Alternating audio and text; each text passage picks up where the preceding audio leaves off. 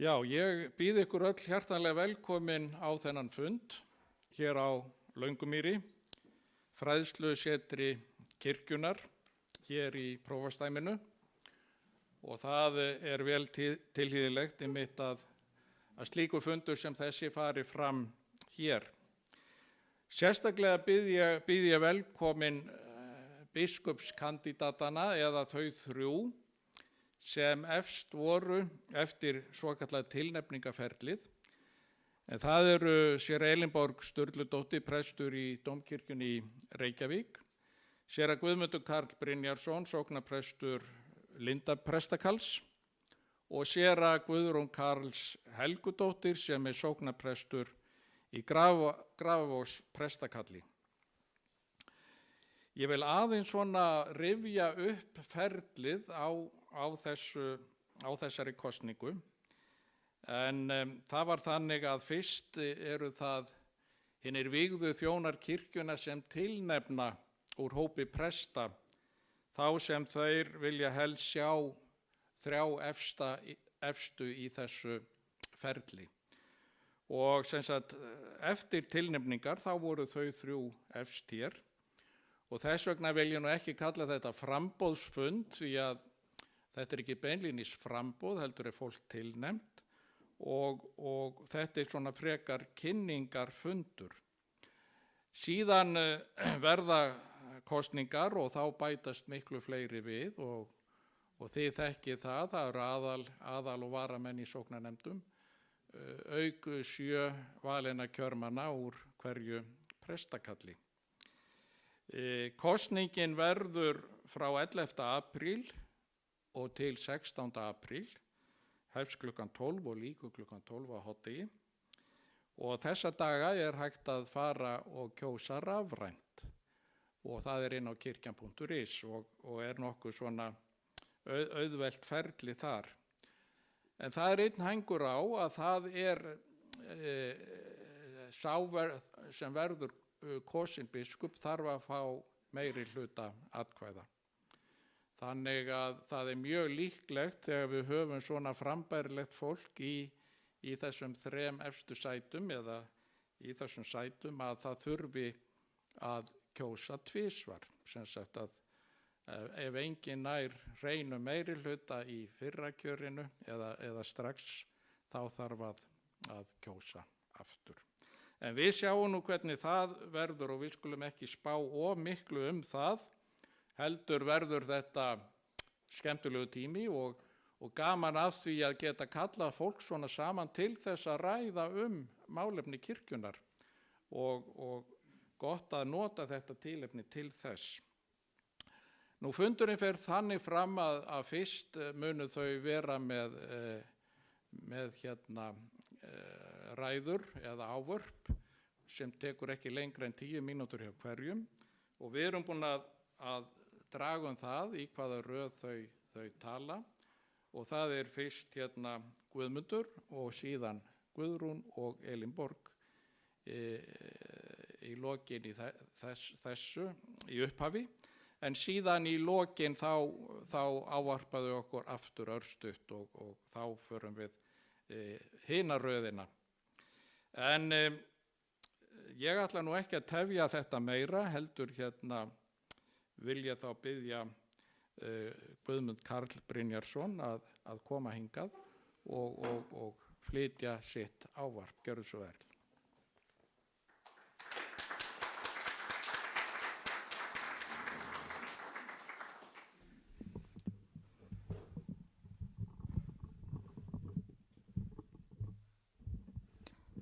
Komið sæl og gott að vera hér með ykkur í dag og ég verð að segja að ég er bara dolfallinn yfir þessari aðsókn. Þetta hlýtur að vera hlutfallslega langbesta aðsókn landsins hingað til, enda veit ég að kirkjulífið er öflugt hér á þessum slóðum og við vorum nú alveg sammála það við Gunnar hér á Löngumýri að þetta væri nú svolítið kannski hjartastöð kirkjustarfsins hér á þessum slóðum. Langamýri. Það er dásamlegt að koma hingað alltaf í Skagafjörðinn og ég má til með að segja að ég er þeirrar skoðunar að sólarlagið sé hvergi fegurra en hér. Við var oft hérna í sumarbústaði í Varmahlíðinni og eftirminnilega fallegt sólarlagið sem þið hér í Skagafirðinum. Ég Keflvíkingur en ég nú samt alinn upp að mörgu leyti hér ekkert alls fjarri, það að segja á Skagaströnd. Þar þjónaði ég sem prestur hálft 3. ár og það hafði mjög mikil og mótandi áhrif á mig og margar góða minningar þaðan og gott að sjá gamalkunnu andlit frá þeim slóðum. Það eins og títt prest í dreifbýli að það svona kallað eftir fleiru heldur en bara því að geta messað. Þegar það fréttist að ég kynni að spila á gítar þá til dæmis datt maður í svona samfélagsverkefni eins og að taka þessi gítarnemendur fyrir tónlistarskólan. En það fór heldur, mér leist nú ekki alveg á blikuna þegar skólastjórinn í Höfðaskóla hringdi í mig og sagði, heyrðu, það hefð fyrir því að presturinn kenni 10. bekk þýsku. Og vegna þess að ég gamall fallist í þýsku og ég veit að Maja Löfbel kennari minn, hún hefði aldrei trúað að ég ætti til að taka þetta að mér. En ég þurfti bara að taka námið föstum tökum, ég sjálfur til þess að geta kennt og þetta fór nú allt einhvern veginn ágætlega. Það eru fleiri minningar, ég gleymi aldrei. Ég fekk bara, ég var með jólamessuðin á Bergstöðum í Svartárdal og að keyra þangað í logndrífunni, ég skrúaði niður rúðuna og heyri kirkjuklukkurnar hringja og ég sé fólki ganga prúðbúið til kirkju. Þetta var bara eins og að vera staddur í einhverju íslensku Dickens-ævintýri og stórkostlegt. Þannig að það eru ótal margar dásamlega minningar sem maður á. Já, ein minningi viðbót. Það var svo skemmtilegt, einn gítarnemandi minn sem var alveg svakalegur þungarokkari seinna meir og frábær gítarhetja og ég myndi hann á að ég hef kennt honum allt sem hann kann. Hann sagði við mig Gummi, hvað gerirðu? Og ég segi, ég prestur. Já, ég veit, en við hvað vinnurðu? Og hann náttúrulega átti pappa sem var víðsfjarri heimilinu að mánuðum saman og ég segi, ég vinn við að vera prestur. Hann bjó á móti mér og sá mig, ég var verið heim allan daginn og svona og svo var ég bara eitthvað að hitta krakkan í kirkjunni og voða gaman og hann segi, færðu pening? Og ég fannst þetta alveg dásamlegt og þetta eina af þessum sögur sem maður geymir í hjarta sínu. En ég Keflvíkingur, þó ég sé alinn að mörgu leyti upp á Skagaströnd. Og ég ólst þar upp og við auðvitað svona það sem við köllum og við svona tengjum oft við að við eigum okkar barnatrú.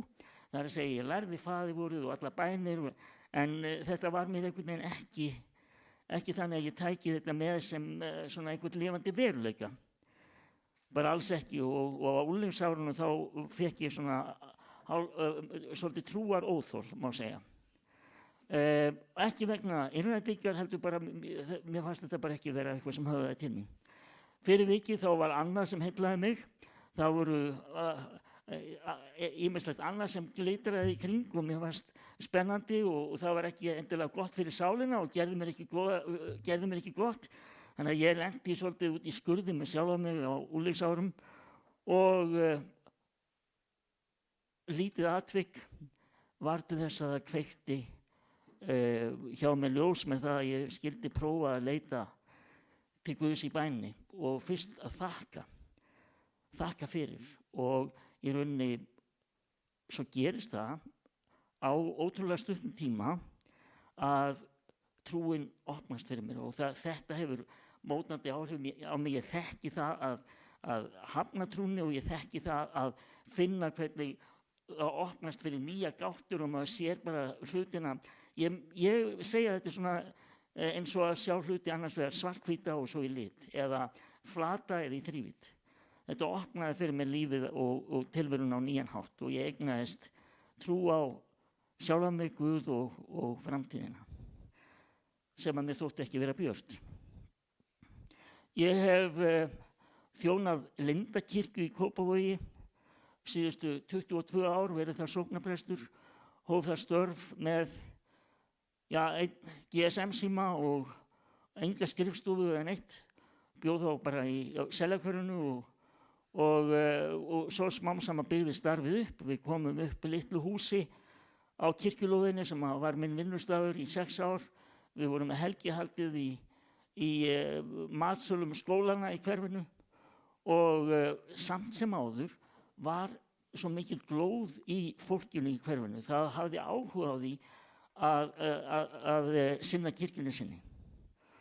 Og strax kviknaði mjög sterkt barnastarf á staðnum sem hefur verið mitt hjartansmál allan tíman.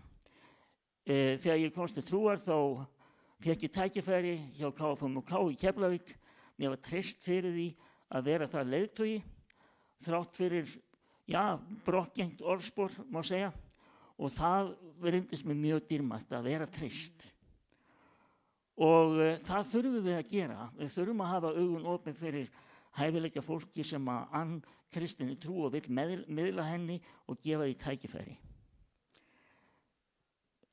Ég hef langa reynslu af því að starfa í sumarbúðum í Vatnaskógi og það hefur líka mótað mig. Ég samt ekki fyrst og fremst bara eitthvað æskulýströll. Ég elska fólk á öllum aldri, enda eins gott ég bara að fara nálgast hraðar ellilífeyrisaldur en ég kannski kæri mig og í Lindakirkju auðvitað mjög öflugt barnastarf, en það líka öflugt starf fyrir allan aldur og ekki síst eldri borgarastarfið. En það samt framtíðarreikningur sem við þurfum að horfa á. Það mikilvægt að koma sóknargjöldum í var. Gríðarlega mikilvægt og það til þess öflugt fólk á kirkjuþingi og víðar og það mikilvægt að við stöndum saman það, en við þurfum líka að hafa áhyggjur af framtíðarreikningnum okkar. Tilfellið að skírnum fækka stórlega sem þýðir einfaldlega það minna skráningu í þjóðkirkjuna og við eigum eftir að súpa af því mögulega seiðið ef við virkilega brettum ekki upp ermar helst strax. Ég talaði inn í það andrúm að mér finnst mikilvægt og þannig hef ég unnið sem sóknarprestur að byggja upp innra starf og öflugt samfélag og þannig mun ég líka hugsa sem biskup ef ég fæ tækifæri til þess. Sömuleiðis mikilvægt að við miðlum þessari fallegu ásýnd kirkjunnar sem við höfum í raun og veru, en okkur hefur þó ekki lánast að miðla hingað til vegna þess að það jú yfirleitt bara meiri áhuga á því sem að miður fer heldur en því sem gott er. En þar höfum við möguleika á okkar eigið dagskrárvaldi. Og þá ég að tala um blessa síman sem að ég með punktana mín á til dæmis. Til dæmis þetta tæki til þess að geyma punktana sína og tala út frá. Og þetta líka áttaviti og blóðþrýstingsmælir og myndavél og ég veit ekki hvað við erum með nefið og í þessu alla daga. Og við getum talað til fólks, talað jafnvel út úr einsendinni sem að þetta tæki skapar til lifandi samfélags. Við verðum að nota okkur tæknina til að tala við nútíma fólkið. Ég ásamt fleirum skrifaði handritið af barnaþáttur sem heitir Daginn í dag og voru gefnir út af Skálholtsútgáfunni á sínu tíma. En það voru við félagarnir, ég og Guðni Már og Þorleifur Einarsson sem að í rauninni vorum búnir að fjármagna þetta allt saman, voru tilbúnir með hugmyndina og eiginlega fengur Skálholtsútgáfuna með okkur í dæmið. Þetta, ég veit að þetta hrókafullt að segja þetta, en þarna stærsti sunnudagaskóli landsins, vil ég fullyrða, því að þetta 12 ára gamalt efni sem að inn á sjónvarpi Símans og Vodafone, en leigurnar hafa verið þannig, 1.038.000 leigur frá því þetta fór inn á sjónvarp Símans og ef við deilum því á 3 ár, þá það 958 leigur á dag. Og hugsið ykkur, ég að segja þetta til að benda á hvaða möguleika við höfum til þess að ná til fólks í gegnum tæknina. Hugsið ykkur ef við myndum setja til dæmis 2% af tekjum þjóðkirkjunnar í fræðslu í það að ná til nútímafólks. Hvað stæðum við með eftir 10 ár? Ég ekki að segja að við eigum að vera bara einhver tæknikirkja. Ég að tala að við köllum á fólki til samfélags, til lifandi samfélags eins og hér Og ég sömuleiðis í ritstjórn nýs vefjar sem heitir og verður settur á stað seinna í árinu og hefur verið í mjög miklu og góðu samstarfi við Elínu Elísabetu, fræðslustjóra, og við höfum unnið mikið saman í gegnum tíðina. Já, það þetta tvennt sem að brennur á mér. Það uppbyggingi innanlandsstafsins og það miðlun okkar að við tökum okkar eigið dagskrárvald sem kirkja út af við og hugum að því eins og mikilvægt að koma sóknargjöldunum í var, þá þurfum við að huga nýliðurinni. Við þurfum að tala til ungu foreldrana, til barnanna, til framtíðarinnar. Já, við eigum að vera framsækin. Grunnmerking orðsins kirkja þau sem kölluð eru fram og þannig kirkju vil ég þjóna og helga krafta mína. Takk fyrir.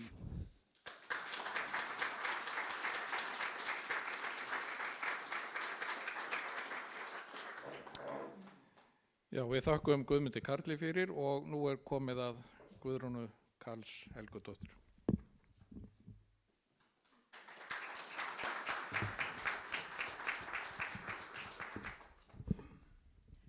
Komið sæl þið sem eru samankomin hér og komið sæl þið sem að fylgist með í streyminu. Við sem erum samankomin hér í dag, við eigum það sameiginlegt að okkur þykir vænt kirkjuna okkar. Og við berum hag kirkjunar fyrir brjósti. Og við viljum að hún eflist og styrkist sem sú kirkja sem hún kölluð til að vera. Kirkja Krists land allt. Okkur ekki sama hvernig leiðtoga við veljum, en öll viljum við væntanlega leiðtoga sem að hefur trú á kirkjunni sem þjóðkirkju og ófeiminn við að tala máli hennar á opinberum vettvangi og boða kristna trú hvenær sem færi gefst. Ég gef kost á mér til embættis biskups Íslands vegna þess að ég vil leiða kirkju sem að í sókn. Kirkju sem á sinn sjálfsagða stað í samfélaginu, kirkju sem virt vegna þess að hún býður upp á andlega næringu, dýpt og örugt skjól í amstri hversdagsleikans. Kirkju sem hlúir að hinu heilaga. Kirkjan gegnir einstöku hlutverki í samfélaginu og hefur stöðu sem engin önnur félög eða samtök hafa með sama hætti. En hvers vegna ættu að treysta mér fyrir þessu hlutverki? Mig langar að segja ykkur aðeins frá því hver ég En ég elst 4 systkina og ég gift Einari Sveinbjörnssyni, prófessor í eðlisfræði. Hann heldur mér alveg niður á jörðinni.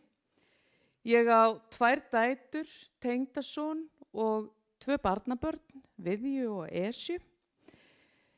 Ég var alin upp í Kópavogi en bjó í 2 ár í Hnífsdal þegar ég var barn og það eru ár sem höfðu mjög mótandi áhrif á mig. Ég var í sveit öll sumur frá 10 ára aldri, enda pabbi minn sveitadrengur og móður mín úr Kjósinni. Afi minn var prestur í Kjósinni og hann þjónaði einnig á Raufarhöfn.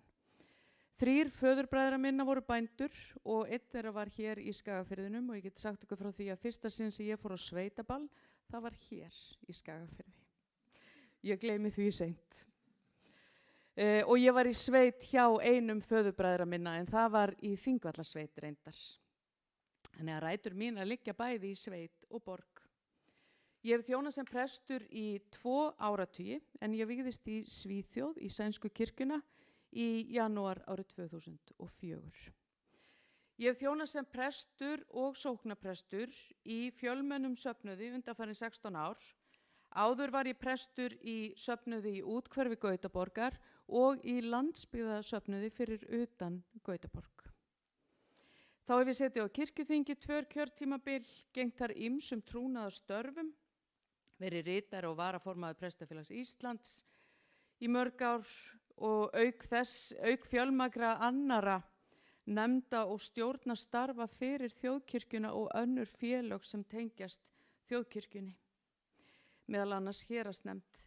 Ég hef lokið framhaldsnámi í prédikunarfræðum frá Svíþjóð og Bandaríkjunum og eftir að ég lauk námi þá kenndi ég prédikunarfræði í Háskóla Íslands í Guðfræðideildinni í nokkur ár.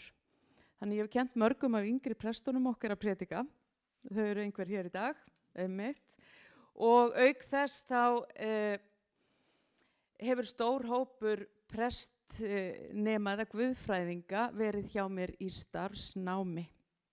Ég hef búið í 4 löndum í lengri eða skemmri tíma og dvaldi meðal annars í Ástralíu í hálft ár árið 2020, en þið munið hvað gerðist þá. Þá kom heimsfaraldurinn og ég var nýkomin út, búin að vera þar í 2 mánuði. Þannig að sú dvöl var aðeins öðruvísi en hún átti að vera og við vorum föst í íbúð upp á 38. hæð í næstu því hálft ár. En ég skrifaði bókina í auknæð sem að Skálholtsútgáfan gaf síðan út árið 2020 í nóvember.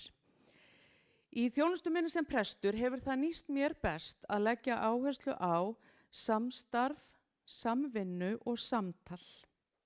Ég hef leitt fjölmennasta söfnuð á Íslandi nokkurt skeið og tekist að skapa andrúmsloft og vinnuumhverfi þar sem fólki líður vel. Ég verið óhrædd við að fara ótrúlega slóðir í safnaðarstarfi, staðið fyrir stórum viðburðum í mínum söfnuði, auk hefðbundins klassískt helgihalds. Og allt þetta hef ég leitt í fullu samráði og samstarfi við mitt samstarfsfólk og sóknarnefnd og þannig hefur okkur tekist að byggja upp sterkan og opinn söfnuð í Grafarvogi þar sem helgihald er vel sótt og oft hefur vakið athygli fyrir framsækni og þessar aðferðir langar mig til að heimfæra á kirkjuna alla. Eitt af því mikilvægast við góðan leiðtoga er að hafa góða yfirsýn yfir verkefnin, eiga auðvelt með að starfa undir álagi og búa yfir það sterkri sjálfsmynd að viðkomandi eigi auðvelt með að lyfta öðrum upp og koma auga á hæfileika, þekkingu og kosti annara og gera þeim kleift að blómstra í sínu starfi. Þetta eru aðferðir sem hafa reynst mér vel. Ég á auðvelt með að leita ráða annara og vil frekar vinna með öðrum heldur en ein. Það er nefnilega gríðarlega mikilvægt að biskup sé með góða ráðgjafa í ólíkum málum og ekki aðeins jásyskinni, heldur einmitt fólk með fjölbreyttan bakgrunn og skoðanir. Biskup er hirðir hirðana, biskup er hirðir vígðra þjóna, en hann er ekki síður hirðir alls kirkjufólks og annara sem vilja þiggja það. Sem hirðir á biskup að hlúa að og uppörva allt starfsfólk kirkjunar, meðal annars með því að sjá til þess að leikreglur séu skýrar og að allir hafi jafn greiðan aðgang að upplýsingum. Og ég lít ekki svo á að hlutverk biskup sé að vera foreldri sem situr með allt fólkið í fanginu, heldur sem jafningi sem tekur þátt í lífi fólks, í gleði og sorg. Og sem hirðir á biskup að vera óhrædd við að stíga fram og taka virkan þátt í samfélagsumræðinu, því kirkjan þarf alltaf á öllum tímum að vera í samtali við samtíman og þar mótast hvort af öðru. Kirkjan mótar samfélagið með því að leggja áherslu á grunngildi kristinna trúar, en samfélagið mótar líka kirkjuna með breyttum viðhorfum og áherslum. Og þannig koma alltaf upp málefni sem kalla á viðhorfsbreytingu og sú glíma innan kirkjunar getur verið flókin og jafnvel sársaukafull. Í mínum huga á kirkjan ávallt að taka afstöðu með þeim sem minna mega sín í samfélaginu. Hún á að vera vörður mannréttinda, réttlætis og þarf að gera það með sýnilegum hætti. Undanfarin ár hafa gríðarlega breytingar átt sér stað í þjóðkirkjunni og má segja hún sé að fóta sig í gjörbreyttu landslagi. Kirkjan hefur nú tekið við öllum sínum málum frá ríkinu og hefur því fullt umráð yfir ráðstöfun sinna fjármuna. Og í byrjun mars var svo ný stjórnskipan samþykkt á kirkjuþingi með breiðri sátt kirkjuþingsfólks og mér líst vel á þetta skipulag og til að það hefur verið nauðsynlegt og treysti mér vel að starfa innan þess, enda skipulagið mjög líkt því fyrirkomulagi sem ríkir í söfnuðum landsins og þeirri verkaskiptingu sem á milli sóknarpress og sóknarnefndar. Ljóst að erfið fjárhagsstaða hvílir mjög á sóknarnefndarfólki, prestum og djáknum. Kirkjan verður að horfa til framtíðar hvað varðar fjárhagslegan grundvöll, bæði hvað varðar viðbótarsamningin og sóknargjöldin. Og það gerir hún með því að kalla eftir því að ríkið standi skil á sóknargjöldum að fullu og að þau verði fest í sessi. Það gerir hún með því að nýta þann möguleika að fólk geti styrkt kirkjuna sína sem í dag hægt að skrá á almannaheillaskrá. Og ég trúi því að nýjar leiðir til lausna sé að finna í samtali og samvinnu við heimafólki í héraði sem þekkir þarfirnar best. Það einnig að finna í samtali við ríkið og kjörna fulltrúa sem ákvarða sóknargjaldið sem og kirkjuþingið sem að fer með fjárstjórnarvald í þjóðkirkjunni. Og þá tel ég að við eigum að fara í þjóðkirkju átak til þess að fjölga meðlimum í þjóðkirkjunni og einn liður í því að koma því kring að skírnin verði sjálfkrafa skráning í þjóðkirkjuna.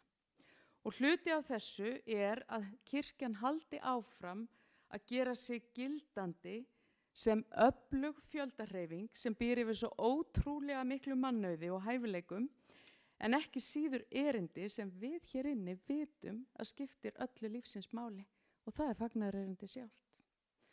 Væntum þykjan einn dugir enga veginn til að halda við kirkju eða reka söfnuð þó hún kom okkur vissulega langt. En ég tilbúin til að bretta upp ermar, koma á samtali, tengja saman rétta aðila og gera það sem í valdi biskups Íslands stendur til þess að samvinna og samtal skili þjóðkirkjunni niðurstöðu til blómstrandi framtíðar, hvað þessi mál varðar.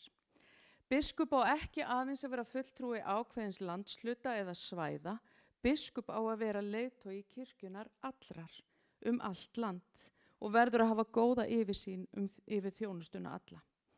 Og verði ég kjörinn biskup í Íslands, þá langar mig til þess að skrifstofa biskups verði færanlega nokkru leyti, þar að segja að biskup siti í öllum landshlutum 1 viku á ári og með þessum hætti hægt að stytta báðuleiðirnar. Þær verða miklu styttri þegar við erum búin að hittast og við erum búin að tala saman. Og með þessum hætti myndi líka biskup nærast af fjölbreyttu kirkjustarfi vítt og breytt landið. Mér langar til að færa biskupsembættið nær ykkur. En fyrst og fremst vil ég leiða þjóðkirkju sem í sókn. Ég vil leiða kirkju sem stolt af erindi sínu og hefðum og trúir því að hún eigi erindi við samtíman alla daga ársins. Ég bið Guð að blessa kirkjuna okkar og þakka áheyrnina.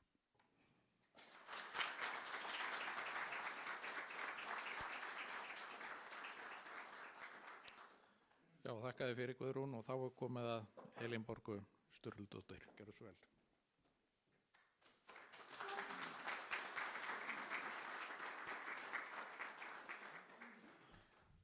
Prófastur, vígslubiskup. Það ekki prófastur, það vígslubiskup. Já.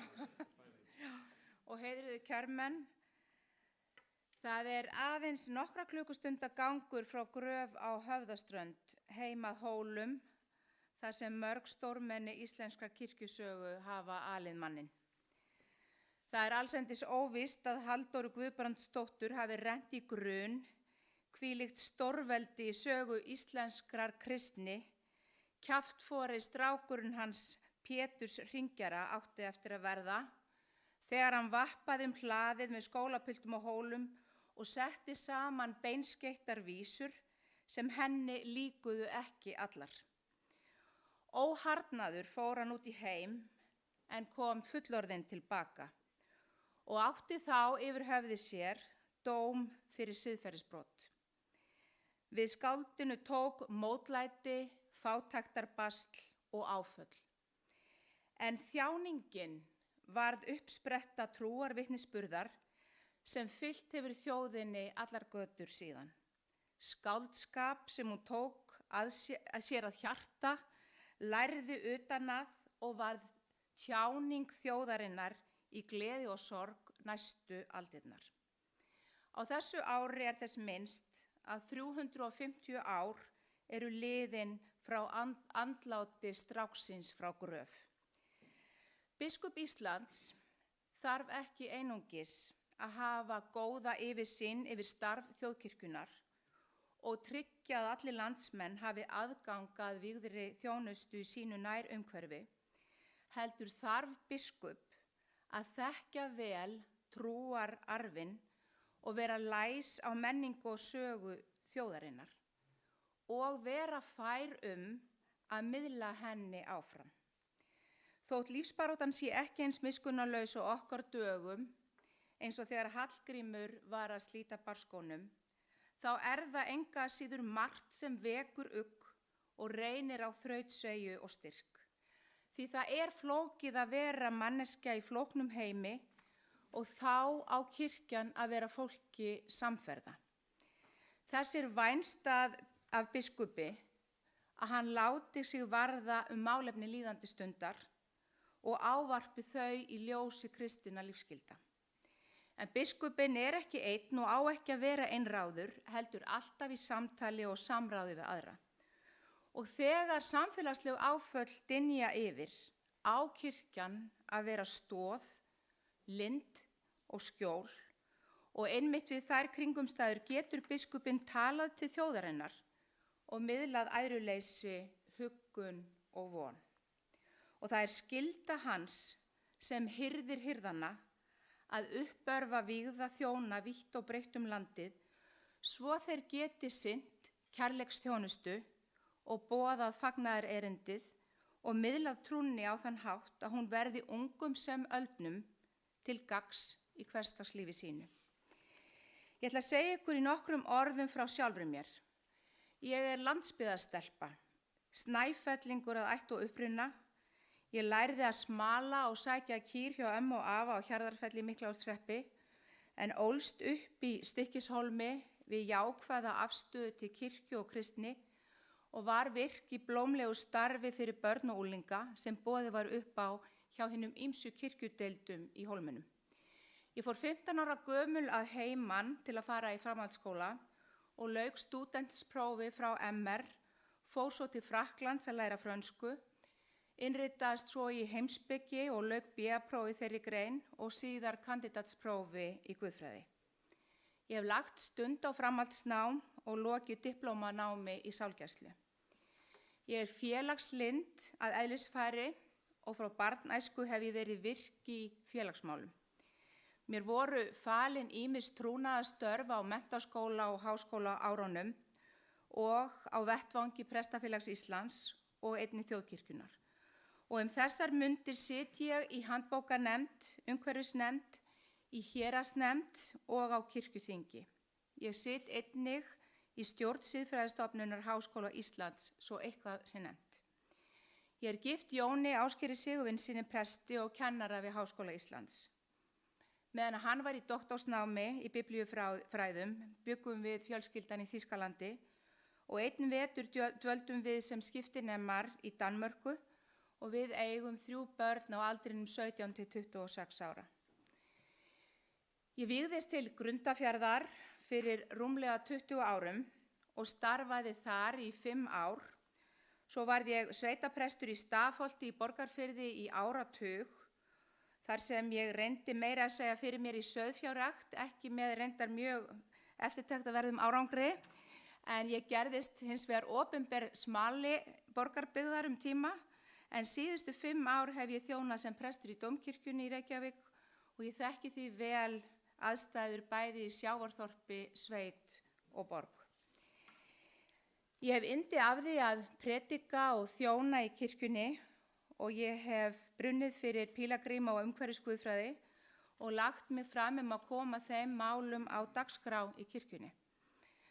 Sannleikurinn er sá að margt ungt fólk hefur áhyggjur af framtíðinni vegna hlýnunar jarðar og umhverfisvá samtímans er í raun og veru siðferðismál og við sem kirkja getum haft svo mikil áhrif á gildismat fólks í samfélaginu. Áhugi minn á pílagrímagöngum kviknaði hins vegar vegna þess að ég skynjaði að ótal margt fólk þarfnast leiðsagnar í lífinu og hefur verið að takast á við ýmsa vanlíðan og innri spennu og er því leitandi. Pílagrímalífið hefur líka stundu verið kallað bænalíf með fótunum og það má eiginlega segja sé að ræða lífstílshreyfingu sem mætir þörfum nútímafólks til að lifa innihaldsríku lífi í sátt við Guð og menn. Það hefur verið gefandi fyrir mig að leiða fjölmarga hópa, bæði hér innanlands og einnig Jakobsveginn á Spáni, þar sem ég hef fengið tækifæri til þess að miðla arfleið kristinnar trúar á uppbyggilegan hátt, sinna sálgæslu og messa út í náttúrunni. Og þessar göngur styðja í víðtækum skilningi við aukna lýðheilsu þar sem hugað er að andlegri og líkamlegri vellíðan og andlegum vexti. Þjóðkirkjan er stór og sterk stofnun og net hennar er þétt riðið og við eigum margar dýrmætar eignir til að þjóna köllun kirkjunar. Langamýri er dæmi slíkan stað og okkur ber skylda til að varðveita þessa staði og gæta þeirra vel. Þegar prestar á Reykjanesi kölluðu saman Grindvíkinga í Hallgrímskirkju eftir rýmingu bæjarins í nóvember lét forsætisráðherra þessa skoðun í ljósi og sagði: Þetta getur enginn nema þjóðkirkjan. Og þetta ættum við að muna betur og taka það til okkar og vera stolt af. Það er til fyrirmyndar hvernig hefur tekist að skapa samfélag fyrir Grindvíkinga á kirkjulegum vettvangi og það sýnir okkur hve kirkjan er mikilvæg stoð í samfélaginu, ekki síst þegar áföll dynja yfir.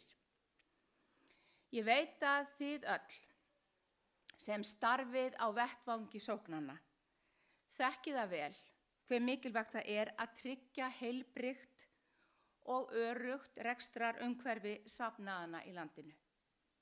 Veruleikinn víða á landsbyggðinni er sá að tekjurnar eru lágar og efnin lítil og því verulega íþyngjandi að halda uppi blómlegu safnaðarstarfi. Ég tala nú ekki að viðhalda friðuðum kirkjubyggingum.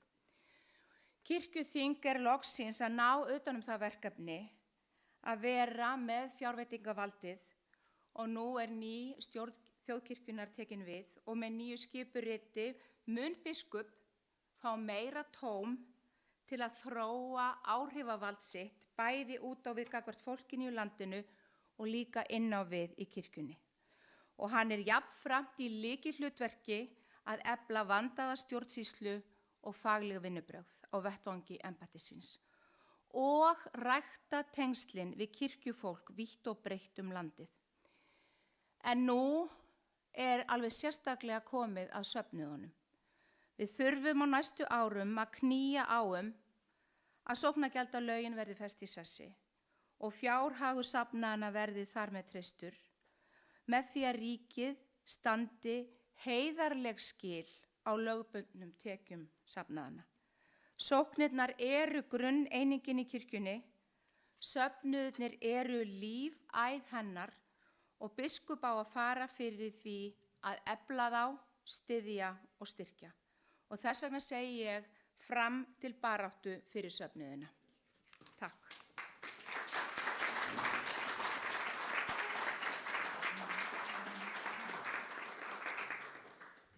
Takk fyrir þetta, Elinborg. Nú erum við búin að hlýða á 3 frábærar ræður eða framsögu og ég hugsa að þau ykkar sem ekki voru búin að ákveða sig fyrir hvernig ættu að kjósa séu ennþá í miklum vafa það.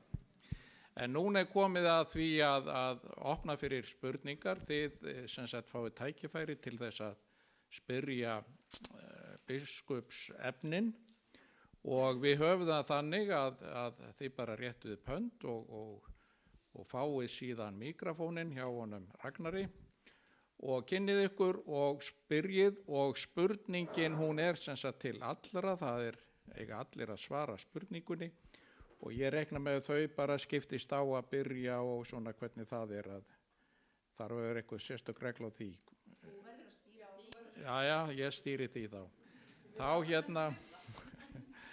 þá bara höfum við það þannig að það er ein spurning í einu og þið fáið bara mjög stuttan tíma til að svara spurningunum. Í staðinn fyrir að við sem að safna spurningum, ég held að fundur verið meira lifandi þannig ef við höfum þetta eina spurningu. Og þá bara er það hver vill byrja. Rétt upp hönd.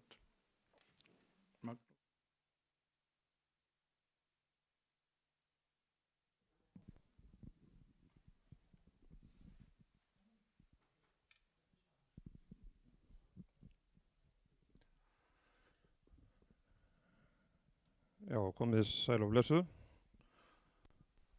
Kæru kandidatar, gaman að sjá ykkur öll hér norðan heiða. Ég hef samkennd með ykkur að sitja þarna fyrir. Opinbera sig, en eruð öll opinberar persónur. Og þakka framsögur ykkar. Það er margt sem má ræða. Spurningarnar, Gísli sagði ein spurning, ég veit ekki hvað ég kemst af með það. En ég var svona fyrst bara að gefa ykkur ákveðið dauðafæri og svara hvernig biskup viltu verða, hvernig kirkju vilt þú stýra, hvernig þjóðkirkju viltu stýra, eða við getum snúið þessu við þegar biskupstíð þinni er lokið, hvernig arfleið vil ég sjá eftir mína tíð. Svo er það með stóru málin. Ein spurning. Þú komið 3 þegar? Já. Þú getur komið aftur og eftir líka. En 2 stórmál, annars vegar kirkjujarðarsamkomulagið og sóknargjöldin. Bara hvernig sjáu þið fyrir ykkur þróun kirkjujarðarsamkomulagsins og hvers virði er samkomulagið í ykkur huga, og síðan með sóknargjöldin. Hvernig sjáu þið sömuleiðis þróun fyrir ykkur og hver er æskilegasta þróunin þar? Ég ætla ekki að ergja Gísla meira. Þakka þér Magnús fyrir þessar 6 spurningar. En ég held að bara tökum röðina núna, Guðmundur. Og ég verð aftur fyrstur.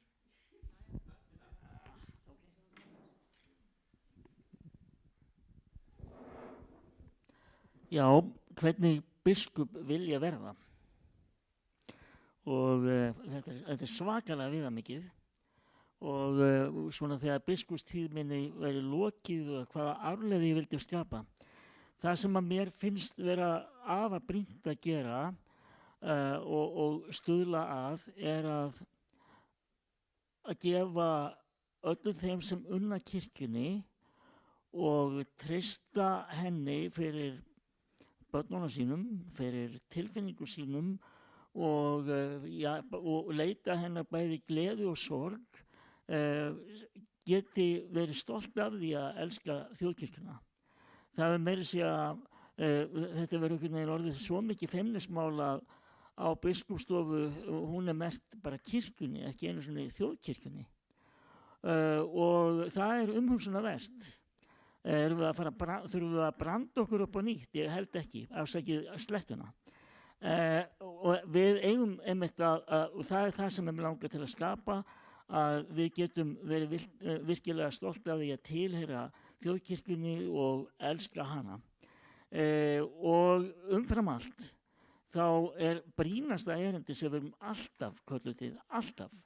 Það er að miðla fagnaerindinu Jesú Krist. Nú er það svo að samfélagið okkar er að verða æ fjölbreyttara og við fáum fólk til okkar af öllu þjóðerni og það er mjög mikilvægt að við mætum því fólki líka.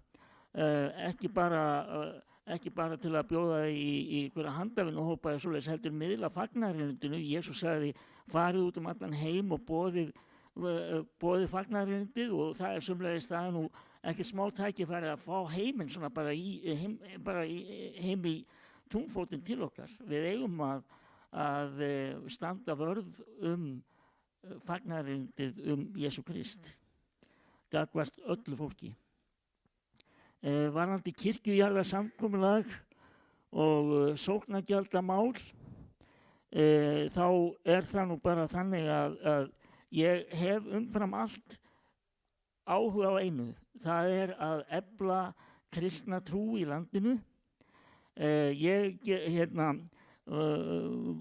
hefur náttúrulega, þetta stendur á gömlum merk, þetta kirkjujarðarsamkomulag og er alls konar breytingum háð með það. Ég hef hingað til ekki sóst eftir því að setja á kirkjuþingi eða svoleiðis. Ég vil bara byggja upp lifandi andlegt samfélag. Ég var frekar auðvelt með að setja mig inn í hlutina og hef svona enga sérstaka sýn með það. Hins vegar varðandi sóknargjöldin er mjög mikilvægt að koma þeim í var.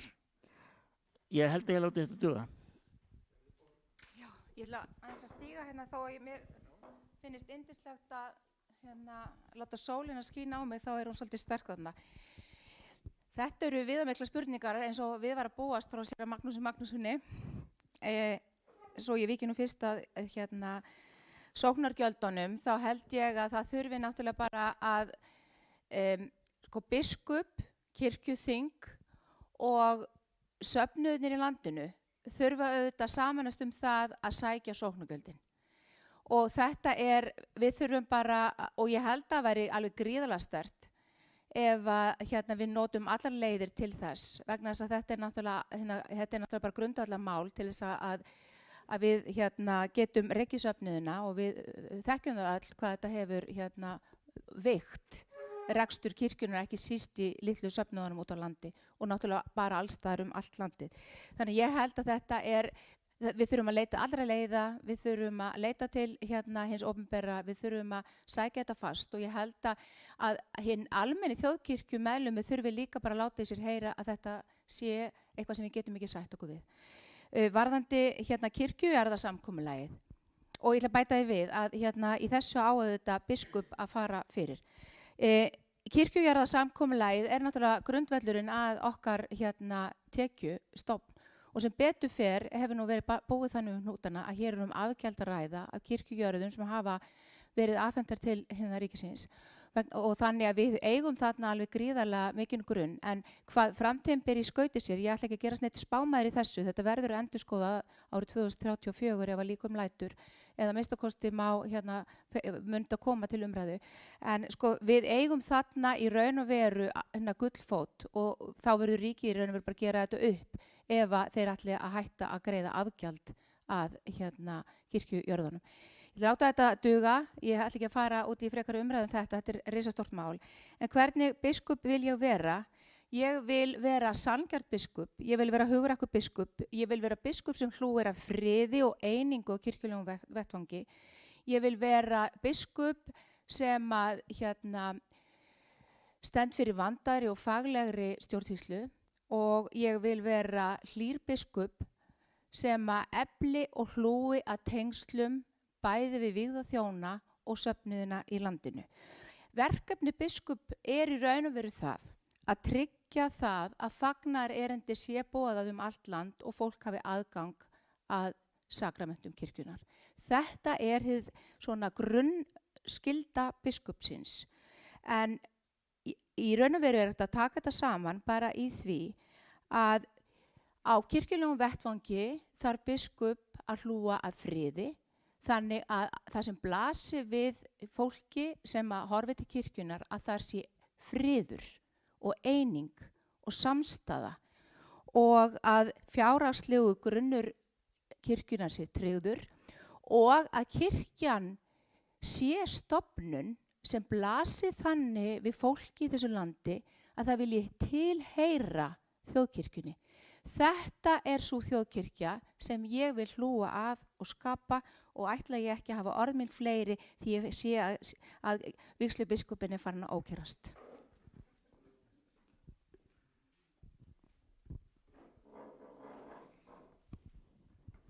Takk fyrir allar spurningarnar, Magnús. Hvernig biskup vil ég verða? Ég held að erindi mitt hérna upp að við fjallaði eiginlega aðalega það, hvernig biskup ég vil verða. Ég vil vera biskup sem að hlúir að kirkjufólkinu inn á við, sem að byggir upp starfsfólk kirkjunar, Ég vil vera biskup sem að leiðir kirkju sem björt og opin. Hún eftirsóttur vinnustaður vegna þess að í kirkjunni líður fólkinu vel sem að þjónar í kirkjunni og hún á að vera eftirsóttur vettvangur fyrir kirkjustarf.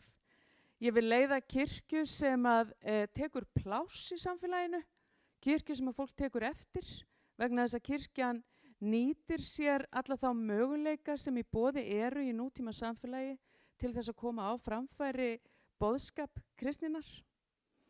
Og ég vil vera biskup sem að lyftir fram öðru fólki, gerir annað kirkjufólk sýnileg. Og ég vil sjá kirkju sem að þegar ég hætti, ef ég verð biskup, þá vil ég helst skilja eftir kirkju eða halda áfram að tilheyra kirkju sem að á sér öruggan og góðan stað vegna þess að fyrir henni borin virðing því að þar á sér gott og fagurt samfélag sér stað og já, fólk tekur eftir kirkjunni og hún blómleg vegna þess að fólk vill tilheyra henni. Og til þess að það verði, þá þurfum við svolítið að taka eitt skref til viðbótar eða í það minnsta hálft inn í nútímann og eiga samtal við samfélagið. Kirkjujarðarsamkomulagið, það í fullu gildi. Það samningur sem í gildi. Það búið að gera viðbótarsamkomulag sem í raun og veru ótímabundið. Það hægt að segja því upp árið 2034 í báðar áttir og þá verður væntanlega annarkvort samið á ný eða þá að hitt samkomulagi tekur aftur við. Og ég lít þannig á, þetta samningur sem stendur. En það okkar ábyrgð að þegar að þessu kemur að hægt sé að segja upp þessu samkomulagi að þá sé kirkjan á þeim stað að það sé eftirsóknarvert að gera, að vinna þennan samning áfram með kirkjunni ef að farið verður út í það. Og það okkar ábyrgð.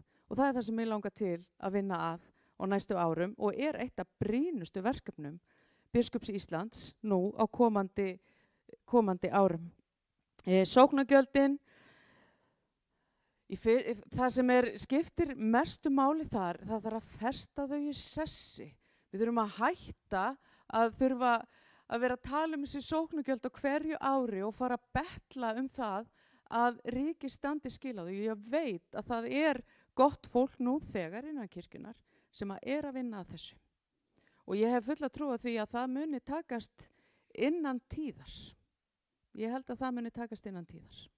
Takk. Já, takk fyrir það. Og þá bara næstu spurningu. Já, Steindór.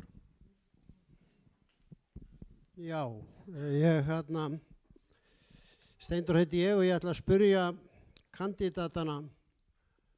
Ég hef nú fleiri en eina spurningu en ég ætla að láta eina duga til að byrja með.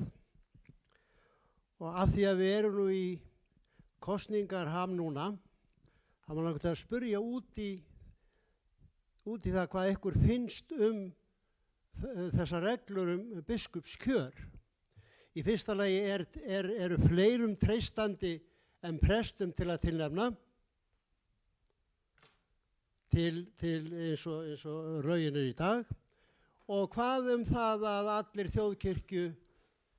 þjóðkirkjufólk fái að kjósa biskupinn sinn. Hvaða skoðun hafið þið á því? Ég geti komið svo aftur og eftir því ég hef nokkrar spurningar í viðbót. Já, takk fyrir þessa spurningu, Steindór. Þetta náttúrulega spurning sem brennur á mjög mörgu þjóðkirkjufólki.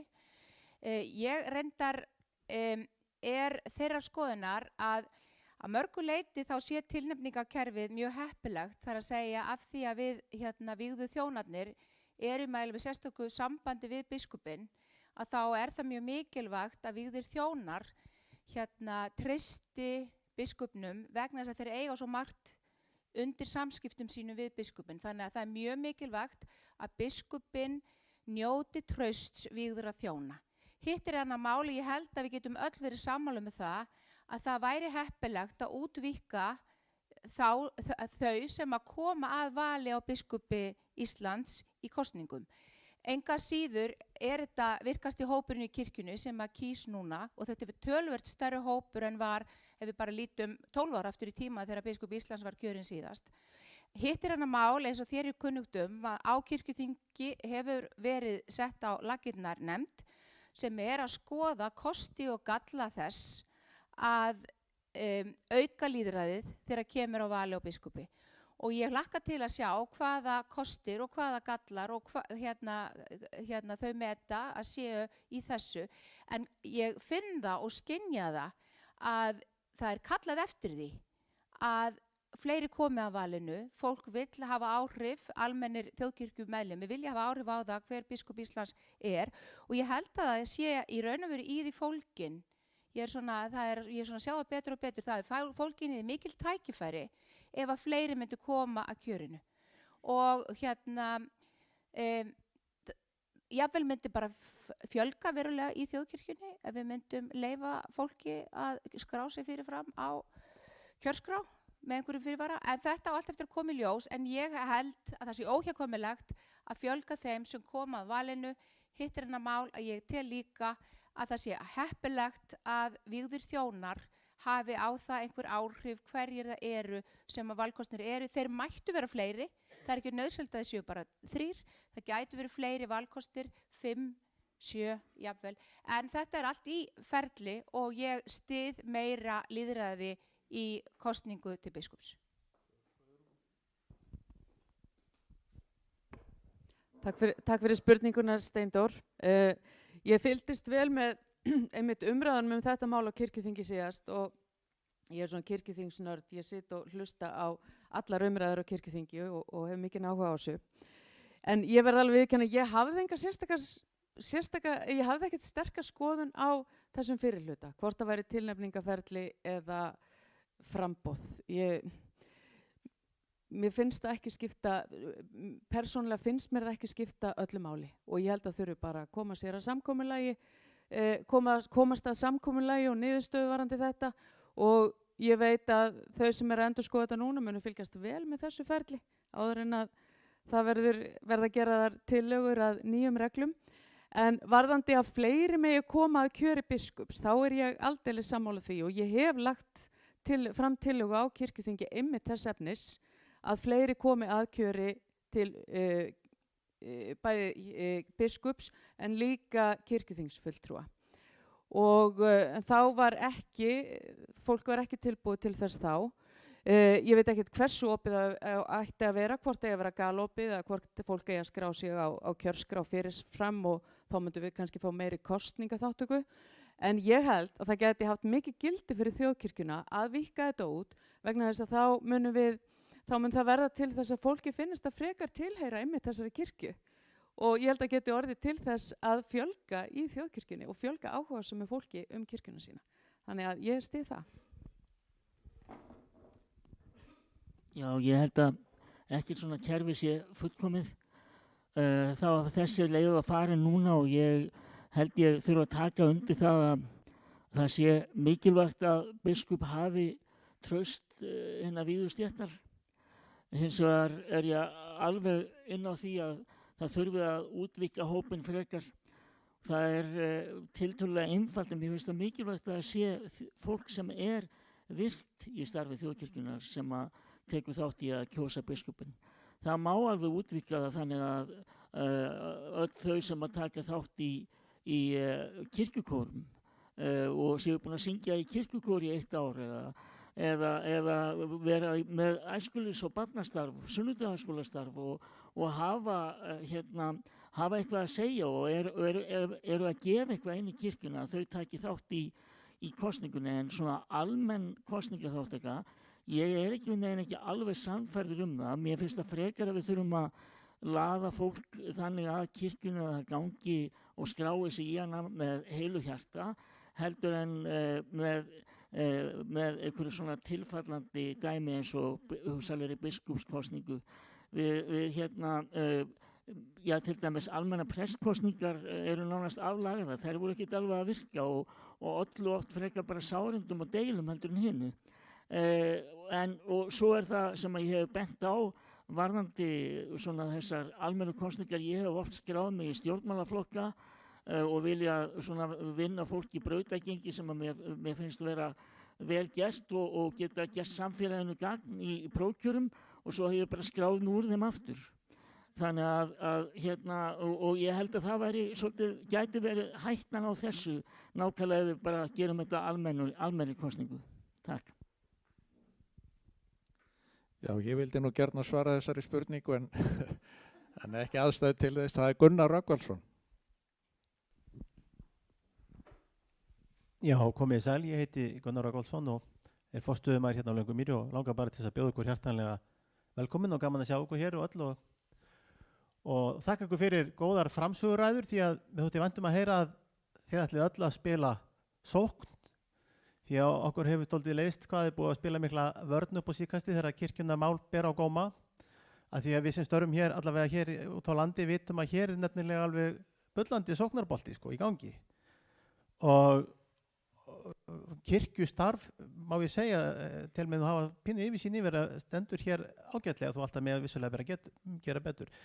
Ég ætla bara að spyrja einna spurningar og hún er mjög einföld og mjög sjálfhverf, því að það styttist líka í eftirlinu aldri hjá mér eins og Gumma kalla. Hver framtíðarsýn Löngumýrar og hver verður hún á ykkar vakt sem biskup? Þessi staður búin að vera eigu þjóðkirkjuna síðan 1962, var þá gefin skuldlaust og kirkjan á þennan stað skuldlausan í dag. Þetta bara einföld spurning, hver framtíðarsýn ykkar á ykkar vakt sem biskup? Gangi ykkur öllum sem best. Takk fyrir spurningunum, Gunnar. Svona staðir eins og Löngumýri eru dýrmætir fyrir kirkjuna. Svona staðir þurfa að vera í öllum landshlutum og vel rúmlega það.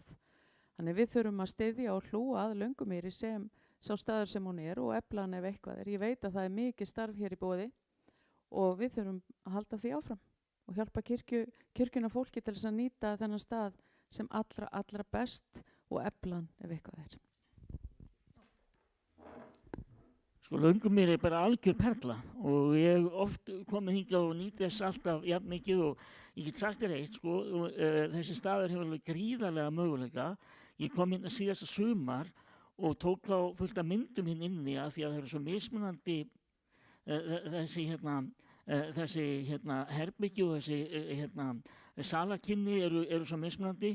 Ég sendi vini mínu sem kvikmyndagerðarmaður, sjáðu hvað þetta er flott location, afsakið og hann fannst þetta alveg rosalega flott. Þannig að til dæmis það er heilmikið, þú veist, eins og gamla stofan hérna frammi, þetta bara alveg frábærir möguleikar á ýmsu hér sem við þurfum að hugsa aðeins út fyrir kassan með bara hefðbundi kirkjustarf og sannarlega hafið þið verið og þú sérstaklega ötull að koma þessum stað á framfæri og bara dásalegt að sjá hvað hér ríkir blómlegt starf og eins og ég segi og ég hef tilfinningu fyrir að sé hjartastöðin hér á þessu svæði.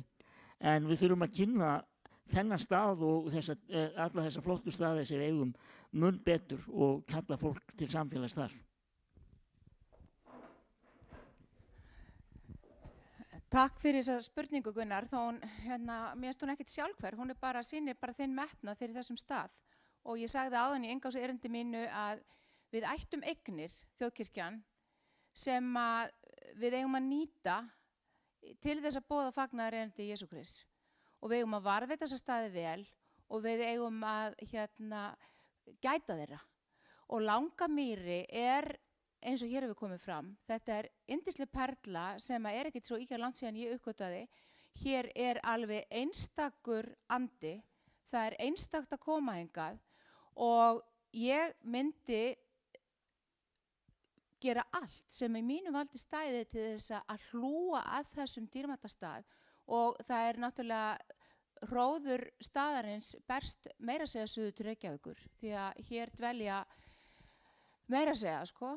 Hér hefur dvalið fólk, náttúrulega, þessi staður hefur fóstrað eldri borgara, meðal annars úr höfuðborginni, margra ára skeið og ég veit að hér unnið mjög dýrmætt starf og mér finnst bara mjög mikilvægt að kirkjufólk bæði eigi hér skjól til þess að koma hér saman á alls konar endurmenntunardögum og til þess að nýta þetta fyrir börn og unglinga eins og hefur verið gert og líka fyrir eldri borgara. Þannig að mín framtíðarsýn að varðveita þennan stað því hann einstakur og hann þjónar einstaklega vel því hlutverki kirkjunar að boða fagnaðarerindið. Þannig að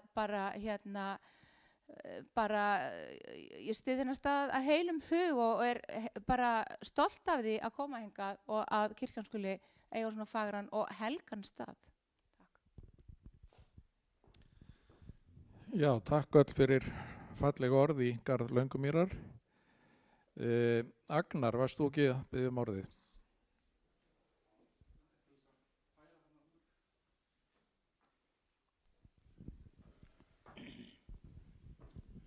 Agnar heiti ég bara veina spurning og það margt sem brennur á mig, ég ætla bara að vera meina að hvernig ætli þið að hafa því í framtíðinni? Nú hefur verið stefna kirkjunar á undanförnum árum að sópa prestum utan á landi til Reykjavík og jafnvel ofan auglýsingar og skilja staðinn út á landi eftir bara tóma. Hvernig ætli þið að taka á þessu? Ætla kirkjan að halda áfram að rústa landbyggðinni með engum prestum? Mér finnst þetta alvarlegt mál og kórastarf út á landi deyr út ef að prestarnir hverfi í burtu.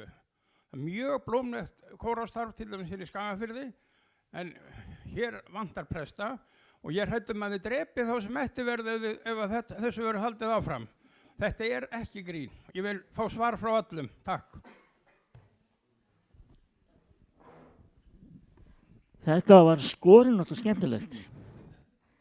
Hingað til þetta fyrir hvað segið þið sameiningamálin og eitthvað svona og þetta eiginlega lítur að því að það hafi verið náttúrulega samdráttur í þjónustu presta og en í rauninni þessi mál þurfa alltaf að miða við það að auka þjónustu kirkjunar og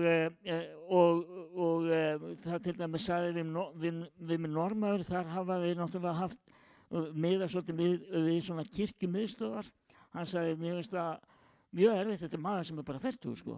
Þegar ég var krakki, þá var presturinn á staðnum alltaf þarna, nú þetta bara eins og einhver ópersónuleg þjónustumiðstöð sem maður sækir í. Og þetta nefnilega aðall kirkjunar, að vera þessi aðili sem í rauninni þú myndar persónuleg tengsl við. Það ekki bara kirkjuhúsið og það fallega umhverfi. Við finnum það til dæmis líka bara í kirkjunu okkar hvað mikilvægt að við skiptumst á að taka þátt í sunnudagaskólanum prestarnir. Þetta ekki bara einhverjir krakkar sem sjá það. Og þannig að það gríðarlega mikilvægt að presturinn sé sýnilegur. Við þurfum að sjálfsögðu að beita skynsemi og bara því fjárhagslega bolmagni sem við höfum. En þjónusta kirkjunar, það að segja pressins á staðnum og þessi persónulega þjónusta gríðarlega mikilvæg en það þarf samtal við heimafólkið hvernig þessu best fyrir komið. Það kannski hefur skort á það samtal og þar með hefur kirkjan mist af góðum hugmyndum heimafólks á hverjum stað. Þess vegna hefa sameiningarnar verið í rauninni svolítið undir hæli lagt og bundið persónum og leikjarnum hvernig til hefur tekist. En það mikilvægt að hlusta á hjartslátt þjóðarinnar, hjartslátt safnaðana og prófastsdæmana.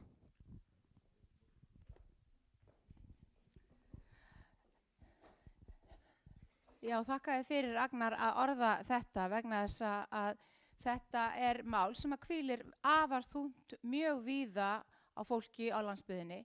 Ég þeirrar skoðunar að það hafi verið mjög langt og allt og langt gengið í því að fækka prestum á landsbyggðinni.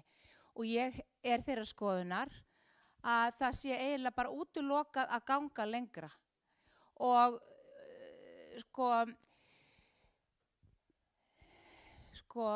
þetta þéttriðna net sem var hér allt í kringum landið, það hefur svo sannarlega gisnað. Og þetta mikið ágefni eins og varst að lýsa. Og ég hef bara heyrt það undanfarið að þetta að veikja stoðir kirkjunar víða á landsbyggðinni.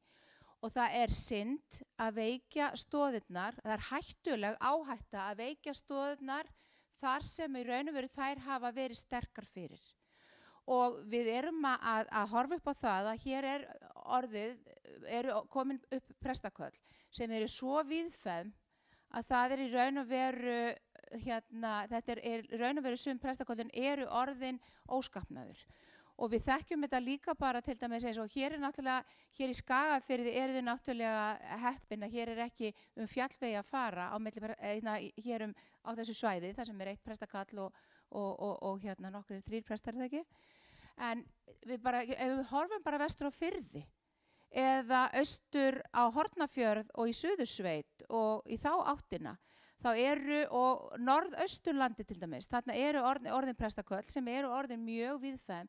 Og þetta er mjög mikil áhætta, tel ég, sem við erum að gera að fækka prestunum svona landsbyggðinni. Þannig að mér finnst þetta öfugþróun og ef að það þarf að fækka prestum í prestastétt, þá held ég að svo stund sé upp runnin að það þurfi að huga að því á svæðum þar sem ekki fjallvegi að fara, þar sem eru ekki erfiðar samgöngur, það sem er ekki ófærð sem er til trafala. Þannig en fyrst og fremst þurfum við að reyna að efla þjónustuna og tryggja að allir landsmenn, sama hvar þeir búa, hafi raunverulega þjónustu í sínu nær samfélagi. Þannig að, og þetta afleiðingarnir eins og þú nefndir áðan, að það kannski starf sem hefur verið blómlegast á landsbyggðinni, svo sem eins og kórastarfið, það er líka veikjast og það er mikið áhyggjuefni.